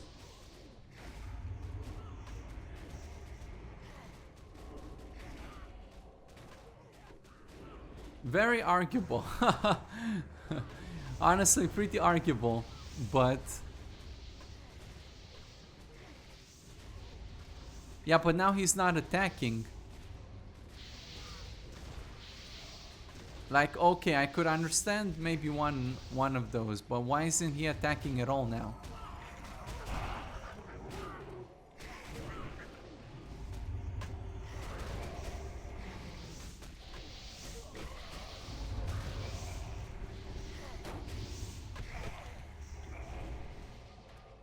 He's not attacking. All right, what's the problem?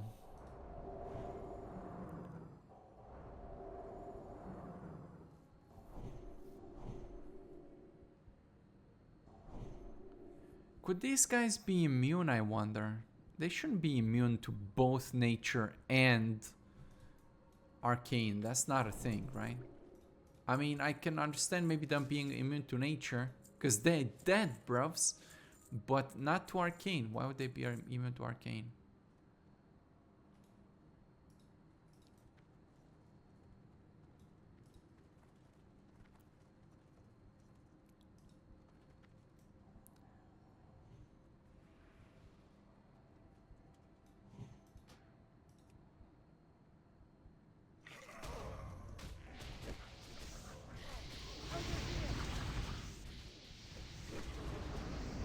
Alright, so he's hurricaning. Fine, I'm okay with that.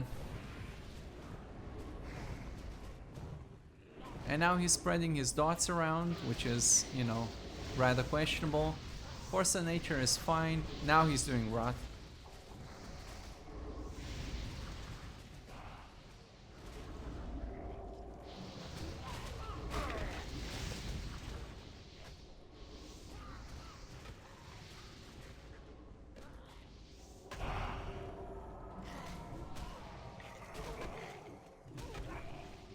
Yeah, you saw it right there at the end. He just didn't attack.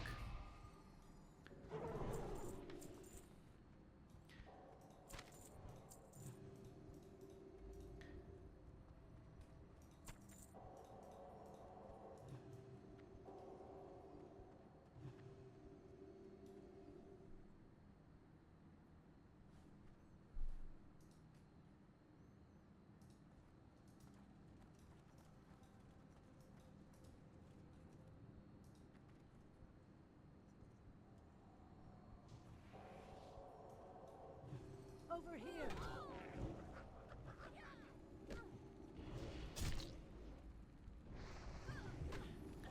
Alright, so he tried a couple of times to apply Insect Swarm because first one got resistant.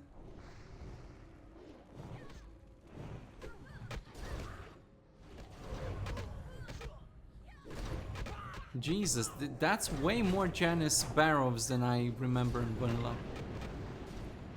Like by double.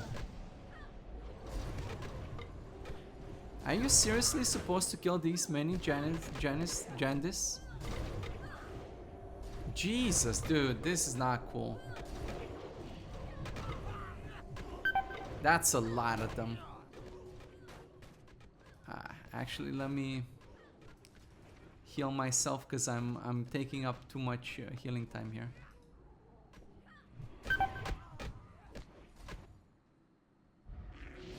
Yeah, I'm not sure if that's okay. I think that's way too many Jandises. I don't remember them being this many. No, this is way too many, bro. This is not okay.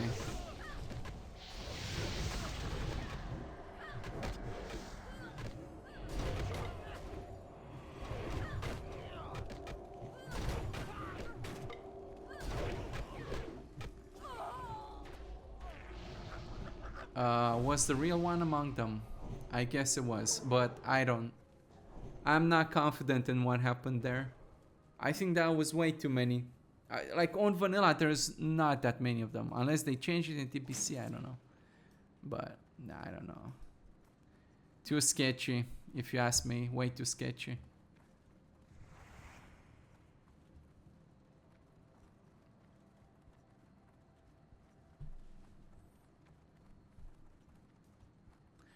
Maybe if we use some bombs and we were higher level, sure. But, I don't know.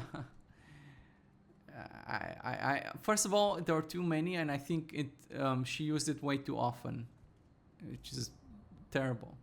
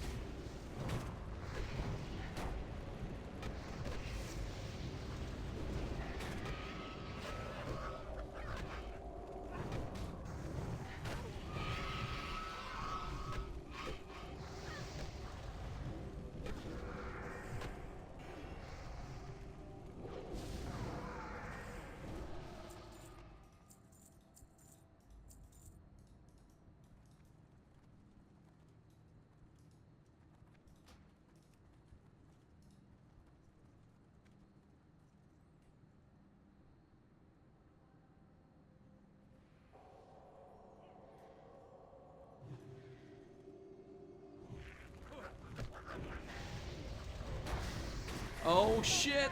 We pulled 2 packs at least. That's no good.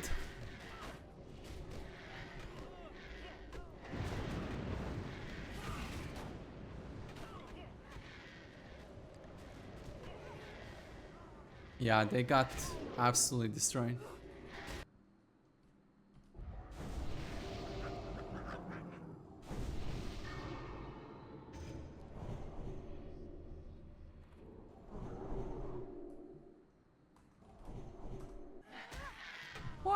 They're still here?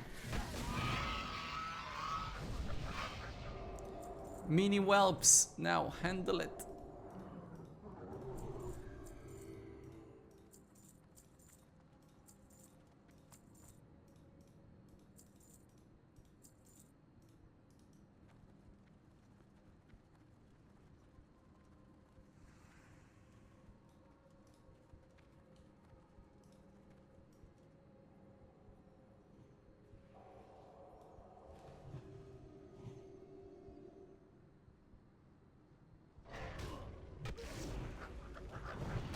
Assault my attacker.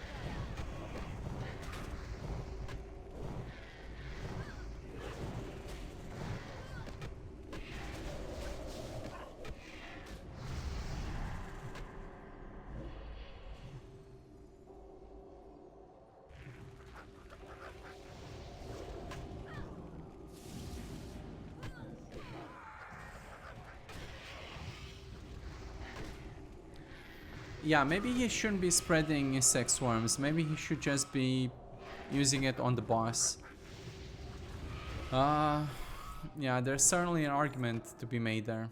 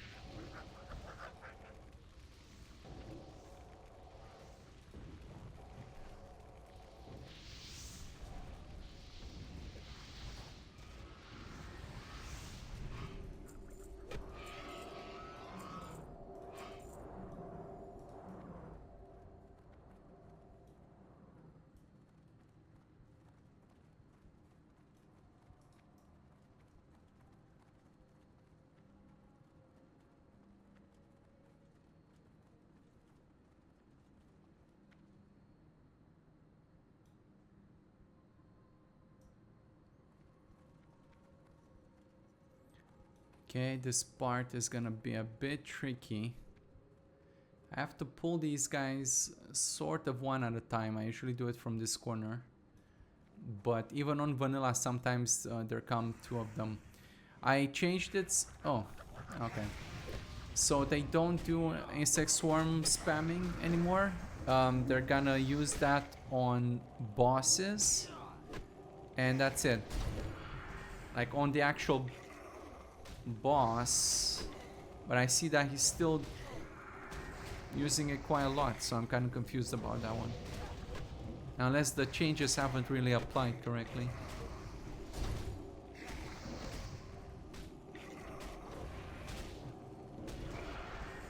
Yeah, I think the changes haven't quite taken, so I'll have to restart the server. But I'm not gonna do it for just that reason.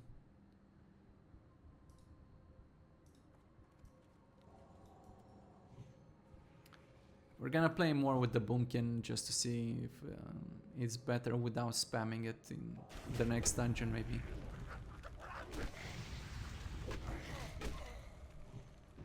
Assault my attacker.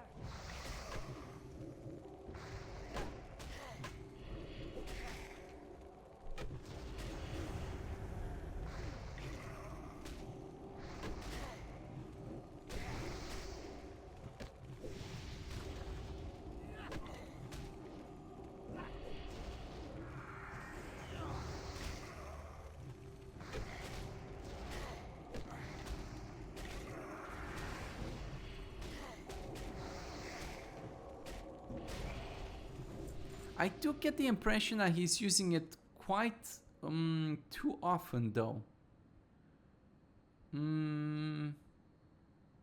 I don't know. Like, why is he doing it so often? I think he still had it up when he reapplied it. Or maybe I'm just seeing things. Something strange is going on.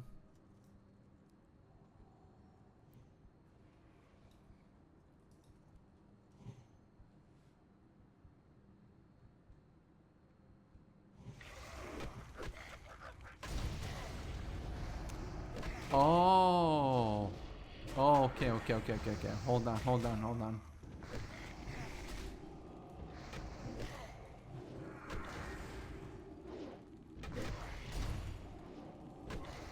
Yeah, I saw now that I'm also using it as a hit debuff.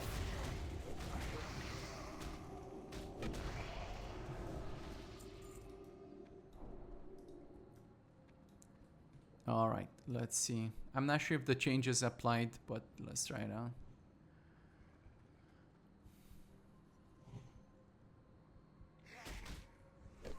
Assault my attacker.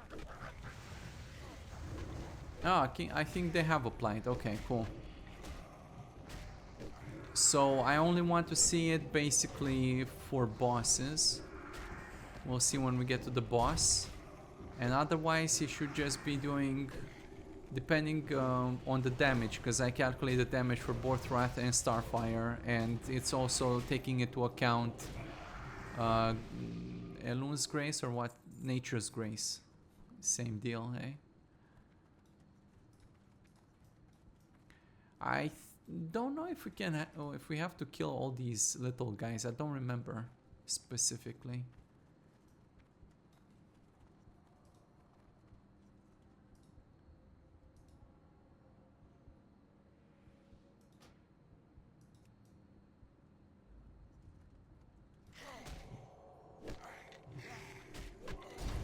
Assault my attacker.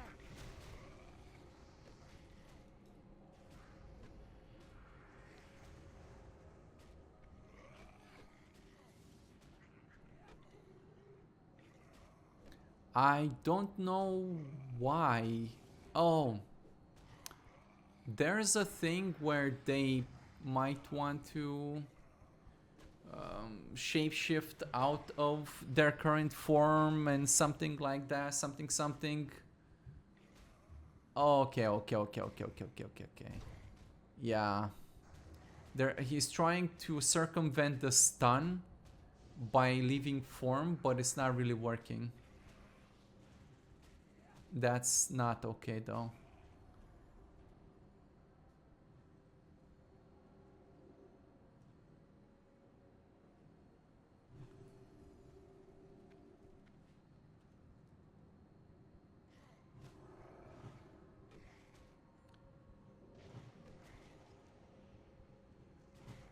Okay, so you see now he used Insect Swarm, that's cool. And now he's probably gonna do Starfire and Wrath, depending. I think Wrath does more damage, but when you proc Nature's Grace, Starfire does more. I mean, he just calculates this and that's how he knows. So now he should do Starfire, and if that doesn't crit, he's going back to Wrath. There you go. Let me note down because that part was not correct. Druid Moonkin, don't leave form to try to get out of stun. See Skeleton Boss in Scholomance.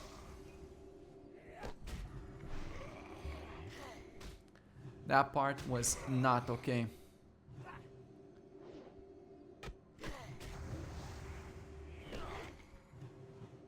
Even though he should know this, I mean, he should only be doing this against Puppy Sense. Against actual roots, and only when he cannot actually get to the target. So I'm kind of confused that he would do this. Check anti-CC logic in main. I think that's where I fucked it up. It's not in the actual class logic.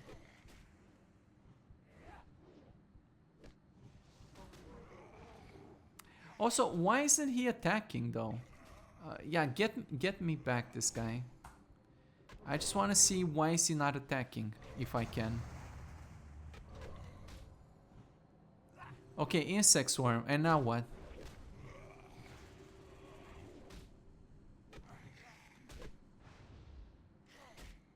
Yeah, look, yeah, I need to fix that, it's not okay.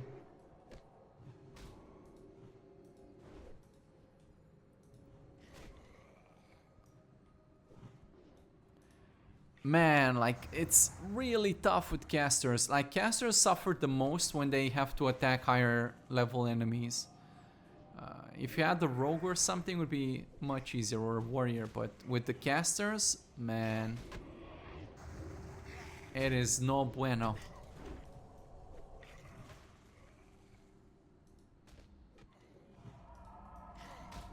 Oh my god, and that rejuvenation too.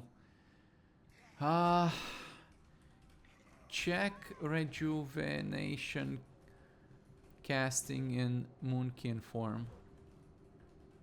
Okay, I noted that down. That is not okay.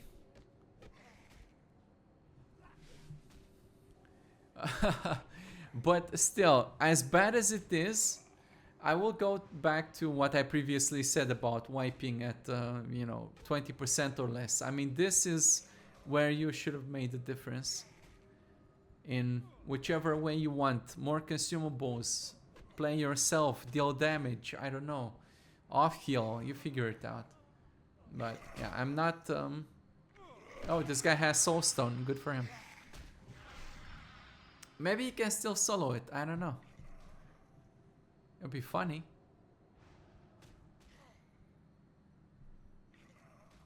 Or not. I don't know. It's very sketchy. It's funny that he heals himself.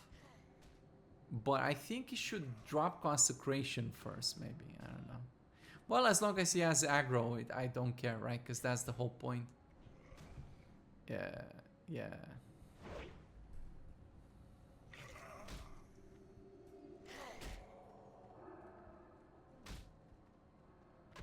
Oh, never mind. This is the healer, dude. This is the bloody healer. Of course, he's not doing consecrations. Yeah, he had the shield, and I just presume he's the tank. No, he's the healer. Alright, yeah, let's kill this guy. So there are still issues with the Moonkin. I have to look into them. Something is fishy about them. Or not just one thing, several things are fishy. Must investigate.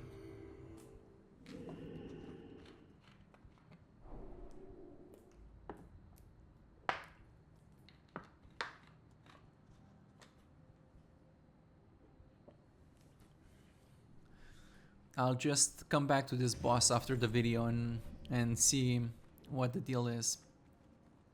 I mean, I kind of have an idea what the deal is, but yeah.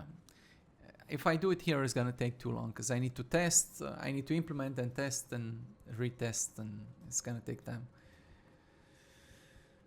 So, onwards to literally the worst part of this dungeon. Oh.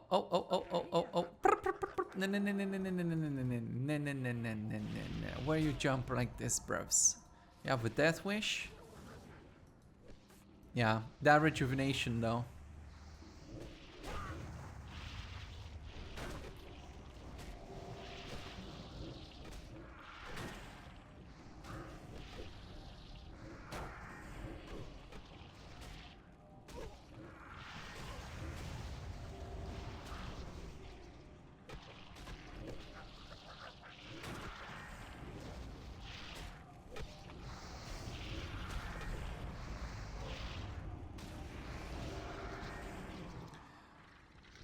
Look, his damage increased a little bit after I turned off the the insect swarm spam. So I think the insect swarm was not the greatest idea. I mean, I knew beforehand because when I decided to do this, I looked at the damage and I did some rough calculations. And yeah, it's not great, but I just said, okay, but he's providing this hit chance reduction, whatever. So even though he's doing less damage, maybe that makes up for it if you don't particularly care. So maybe that's still true. It can still be true. I'm not particularly sure.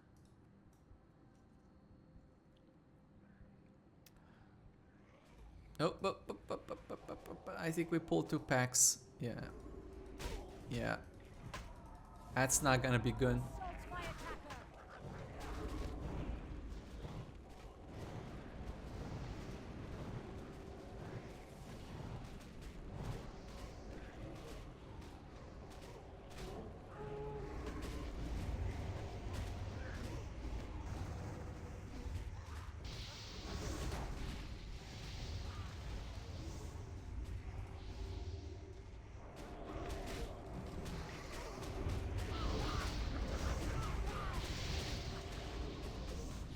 Wait, he's not attacking again. Hold on, I just want to know why.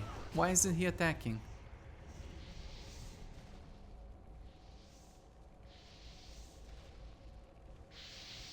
Hold on, I'm debugging, that's why nothing is working right now.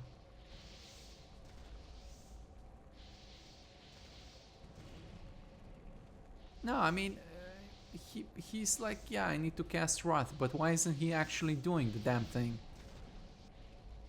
Or why is he so slow at doing the damn thing?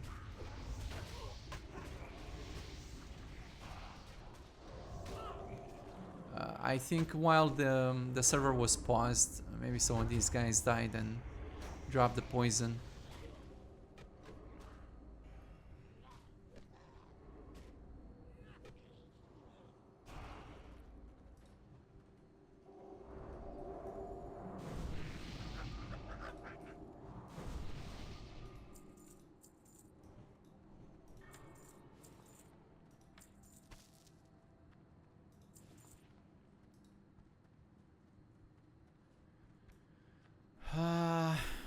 I don't know. I have questions.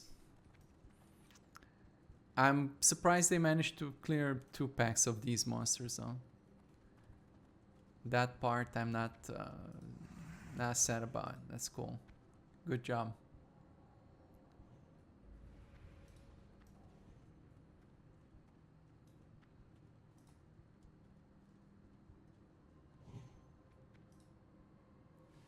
Okay, it froze again. Yeah, he's doing the wrath. I'm not sure what's going on.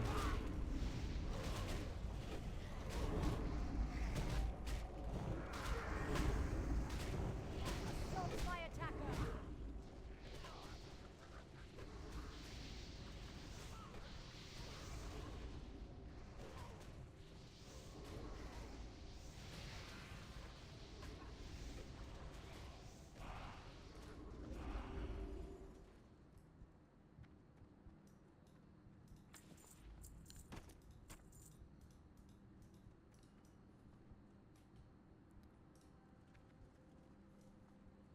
Also, what's wrong with cum toggle? Hold on.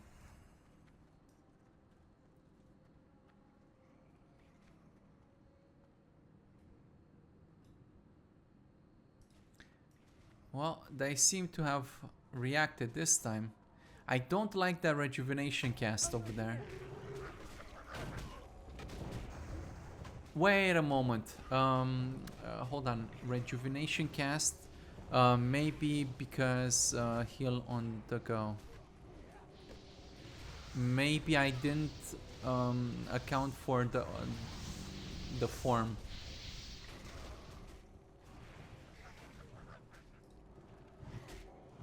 Yeah. I think that's the reason. There you go. More issues, more bugs. What do you mean I'm too far away? I'm right here, bros.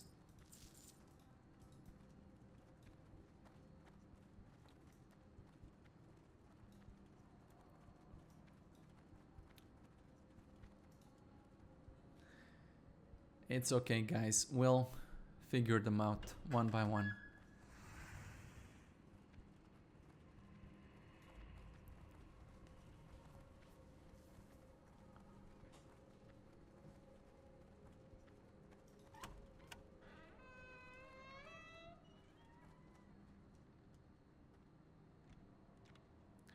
Wow, I've never seen these doors open like that. That's a new one for me. Cool. These are the same packs that we fought until now. I'm just gonna kill them because yeah, it's a waste of time at this point. We don't learn anything new.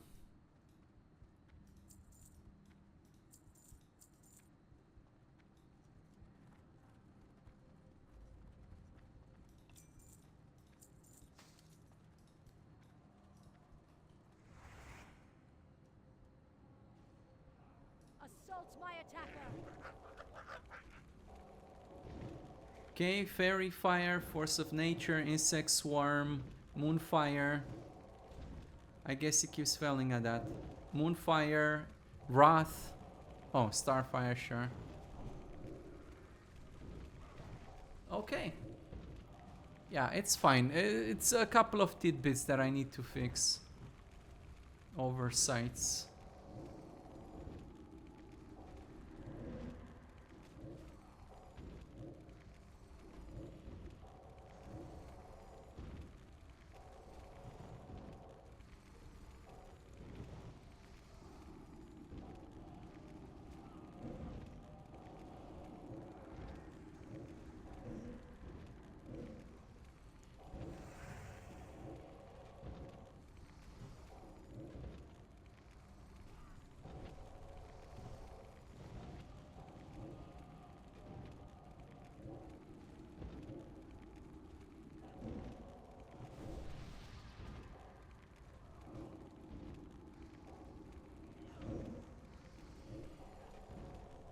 Wait, this guy is 62. I thought the final boss should be 61. Is this guy like specially 62? I mean, I don't have a problem with it, but I'm kind of surprised. But yeah, you can see it's quite a struggle to get damage through.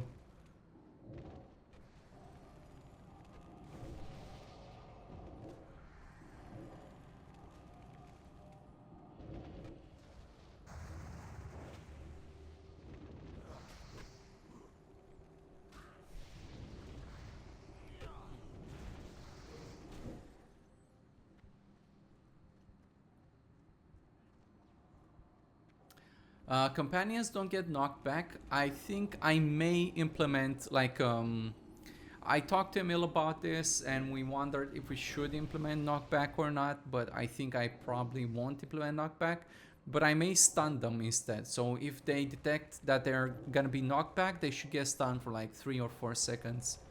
The problem with knockback is that well, it's just it's the companions and they don't work correctly, and it's hard to put them back if you're fighting a boss in Molten Core. It's hard to put them back. Like if you initially place them for some position, strategy, whatever, then they don't know to go back there, and I'm kind of like stressing you out if I do that. So but there should still be some penalty for getting knocked back. So I think just stun them. Yeah, just stun them. 3, 4 seconds, 3 seconds, I don't know. I think I may have to do that. Because it's unfair, right? I mean, it takes you about 3 seconds or so to go back after you get knocked back.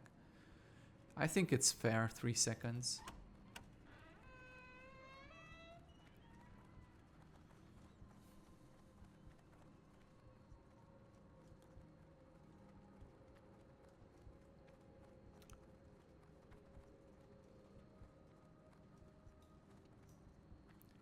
Alright, well, I hope I'm not gonna pull multiple packs. Though these guys are higher and higher level, so the likelihood of that happening definitely has gone up. Oh, he cannot get there? Is that what you're telling me? Oh no, he managed. Okay, cool, cool, cool. Yeah, these guys are a problem. That's why we brought more magical damage. Because they turn into some whatever nuts and they reduce physical damage.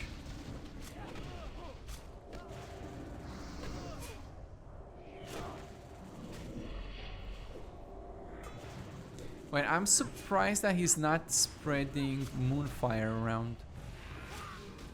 Interesting. Oh, he already has and I just didn't notice it? Wait, are they being line of sighted here or what?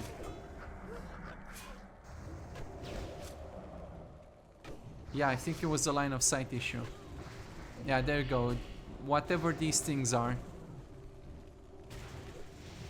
They're not too well with physical damage.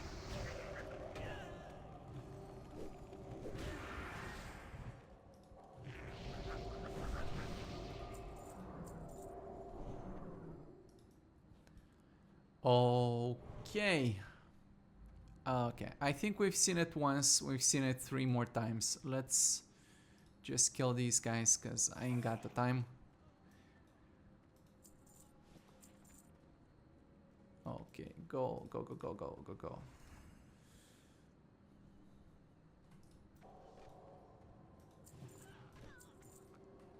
Okay, so this guy's level 60. It was Frost Whisper who's 62.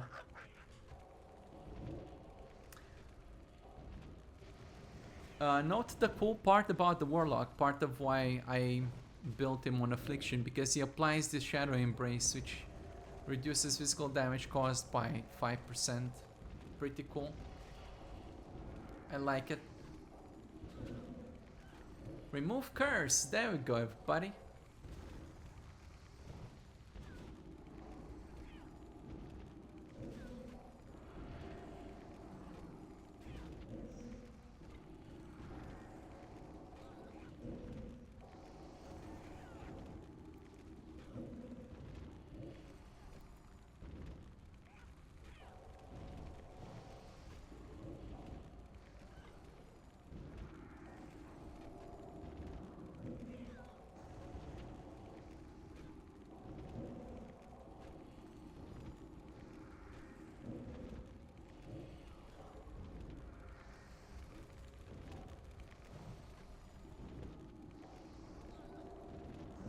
Wow, we don't actually have interrupts. This guy is healing like crazy, dude. Jesus Christ. I don't even know, is this on vanilla? But the problem is because on vanilla we just blast these bosses away like easy. Right? Like on vanilla it doesn't take this long to kill them. So maybe that's why I never noticed. But damn, that is real badass. But he ran out of mana. I wonder if he's gonna cast it again. Yeah, maybe it's good to have a balanced group, so we bring at least the rogue or warriors so they can interrupt. Seems to matter. Oh no, he's still doing it. Oh my god, it costs 10 mana to do it? What the fuck? What sort of badass healing over time for 10 mana, man? I call hacks. That's cheating.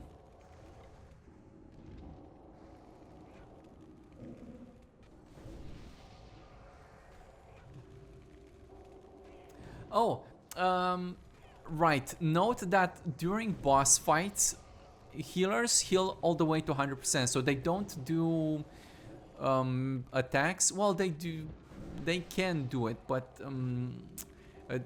the healing to 100% supersedes it, so that's why they're healing so much. So now he is actually downranking that Flash of Light and just try to keep this guy up.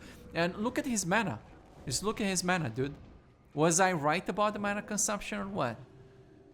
Yeah, bruvs. Yeah, bruvs. Hell yeah, bruvs. That's what I'm talking about. Man, we make so much money out of this dungeon. It's a profitable dungeon. I think they certainly rebalanced some things in... Ah, shit, it's these guys. Yeah, I don't want to deal with this. This takes too long.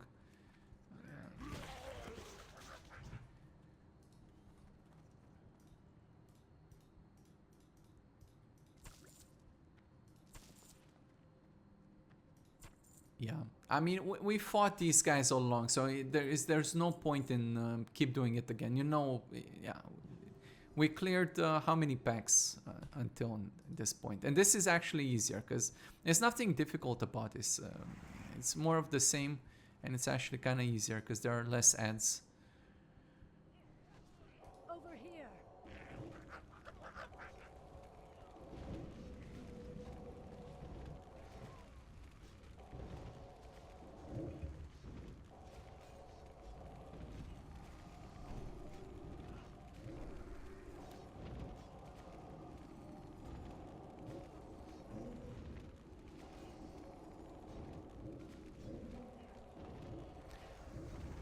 These guys are getting the blessing of protection. You saw both the Moonkin and the Warlock got it.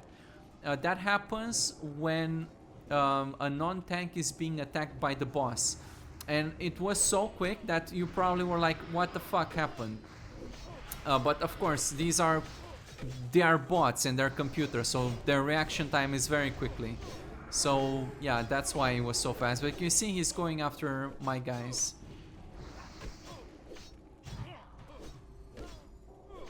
Jesus Christ, this guy is a savage, dude.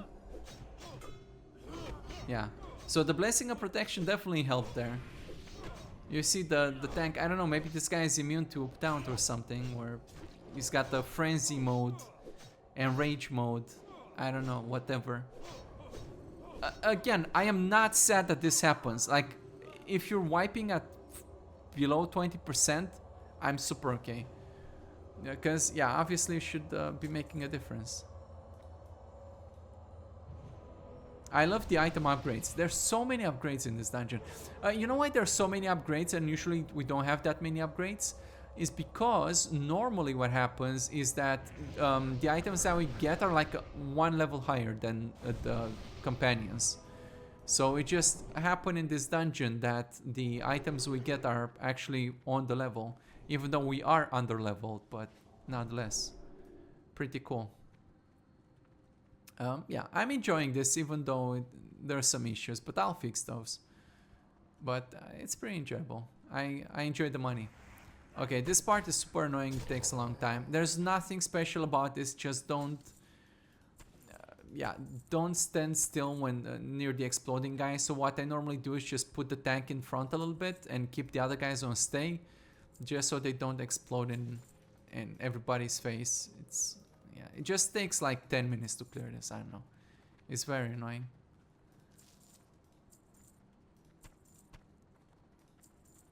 I guess let's do these guys just for shits and giggles. So you go here, you select non-tank, you put them on com stay, you bring the tank and you say right click on this guy, and then you bring back the tank with com stay here and just make sure the tank stays away from the rest of the group. And that's it. Just, yeah, just don't explode the ads in the face of the group and you're okay. That's all it takes. Kill this guy, the looty unstable guy, whatever.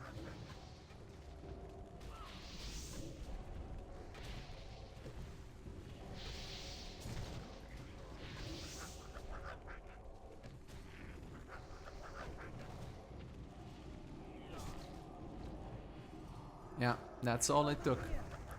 You see, it's nothing too crazy, it's just it takes time to do it.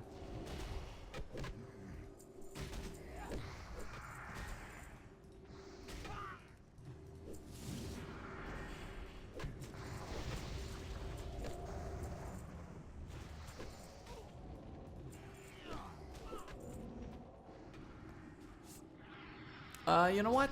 Let me note down. I'm not really 100% sure if this is how it works or not, but when you have a focus target, don't spread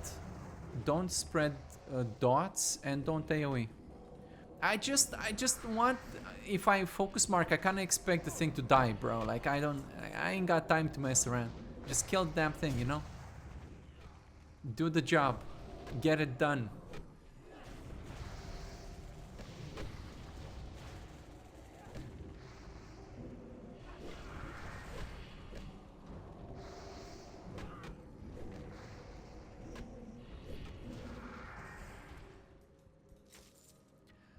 Ooh, death bone, everybody. Look at that. It's perfect. Hell yeah, perfect paladin upgrade. This is best in slot. What more do you want? Sexy.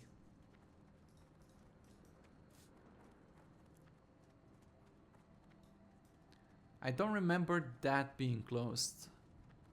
But yeah.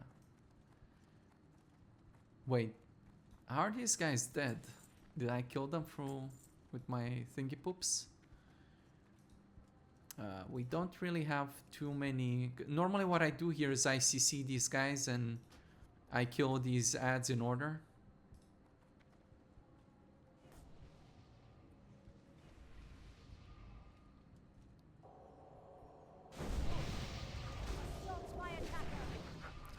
Yeah, so apparently you can still fear undeads, which is great.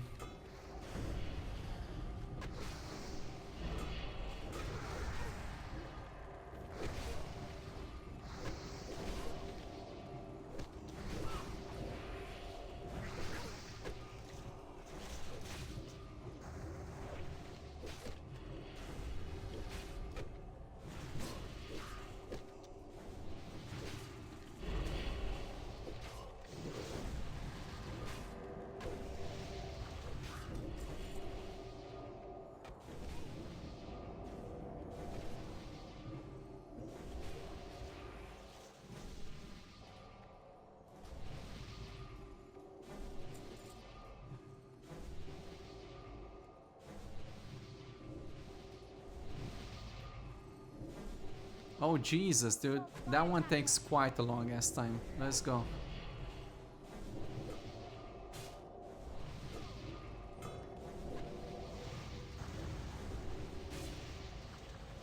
You know what?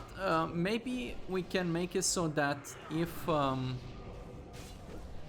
target is focus smart, even if even if he has breakable CC, still kind of kill him. But I'm not sure.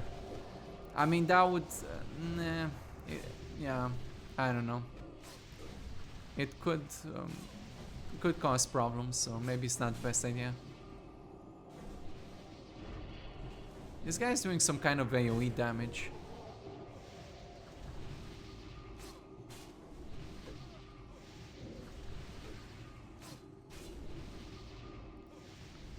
Boy, am I gonna be happy if if they actually wipe here. Yeah, this guy's doing like 150 damage. Shadow damage, which apparently can resist it. I don't know, did they add new spells to these guys in TPC? Because I don't remember them being this strong. This guy was kind of a face roll. Which I think is pretty cool, don't get me wrong. Like, I embrace the challenge. I have nothing against this.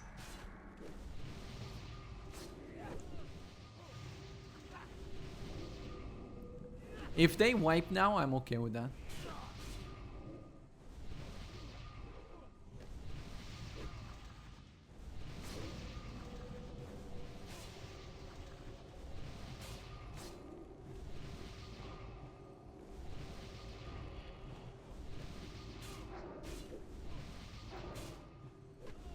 Yeah, everybody's like super spent, bro.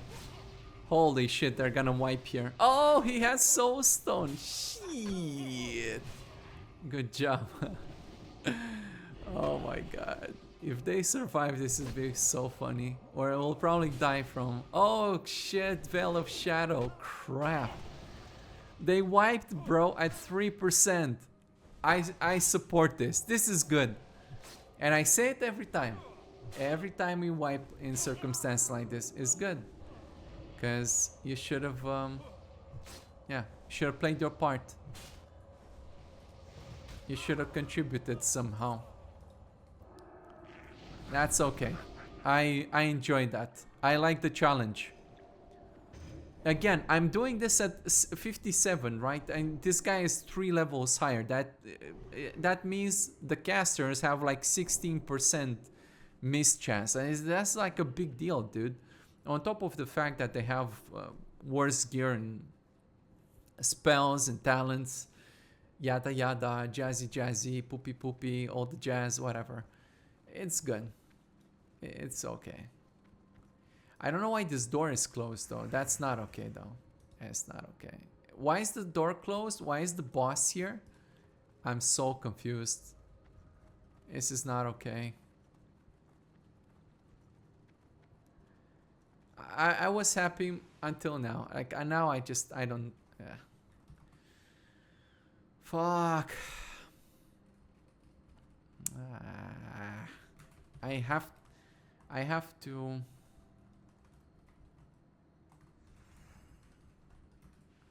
I have to write better GM commands. I keep saying this, but oh my god, I have to like actually type in.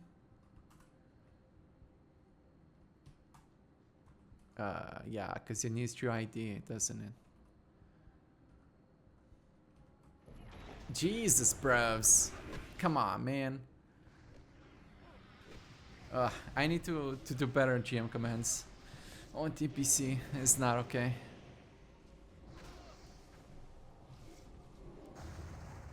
If this guy teleports me in the next rooms, like, what am I gonna do about that? Yeah, he teleported my warlock guy. And, of course, the boss... Wait, did we clear this already? I'm confused. No. What? Oh my god, I think when I used the kill command upstairs, I also fucked this up. Yeah, okay, I see now. I think I fucked this up, but I'm kind of surprised that it went through the wall, dude. That's not okay. Ah, Jesus, give me a break. Whoa, I didn't know he can teleport you in like upstairs. I've never seen that before. It's like normally he teleports you in one of the 3 downstairs. So I see there's changes from vanilla, at least from Vumangos.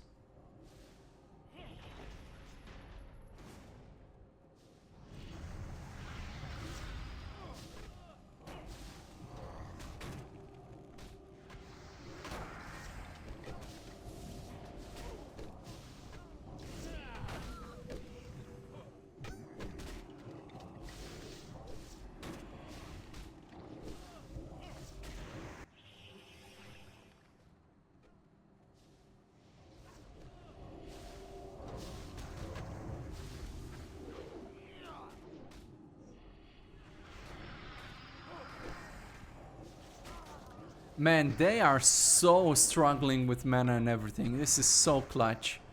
Like, if you had here a bomb, just throw a bomb at these guys, dude. And that would absolutely make a difference. This is gonna be super close.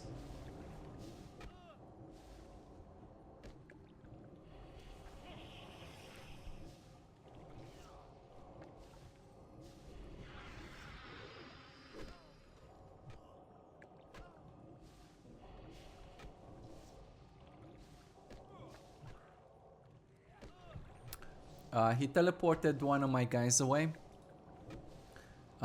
You know, maybe I should make it so that it only teleports actual players, because yeah, it's not doing anything for the bots. The bots don't care about this. Yeah, but like I said in BRD, like this will take some more figuring out each dungeon scripting and everything. I mean, it works for the most part, so that's already very good. It's just that, yeah, some things don't make sense for the companions, for example, like teleporting them away. They don't know how to get back, so like, what's the point in doing that? You like, if you call them back, they come through the wall, like, you know, like, yeah. You're not gaining any experience as I don't mean like stat in game, like actual experience. That's not a good experience. Maybe they can do something different to the companions, I don't know, but yeah, teleporting them away is a waste of time. Yeah, of course he goes through the goddamn wall. Come on, man.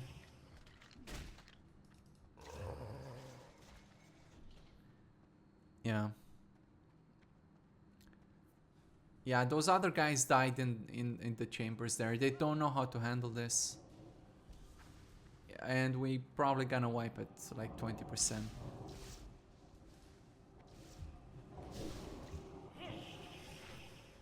Which is fine by me. Like, I am not upset about this, don't get me wrong.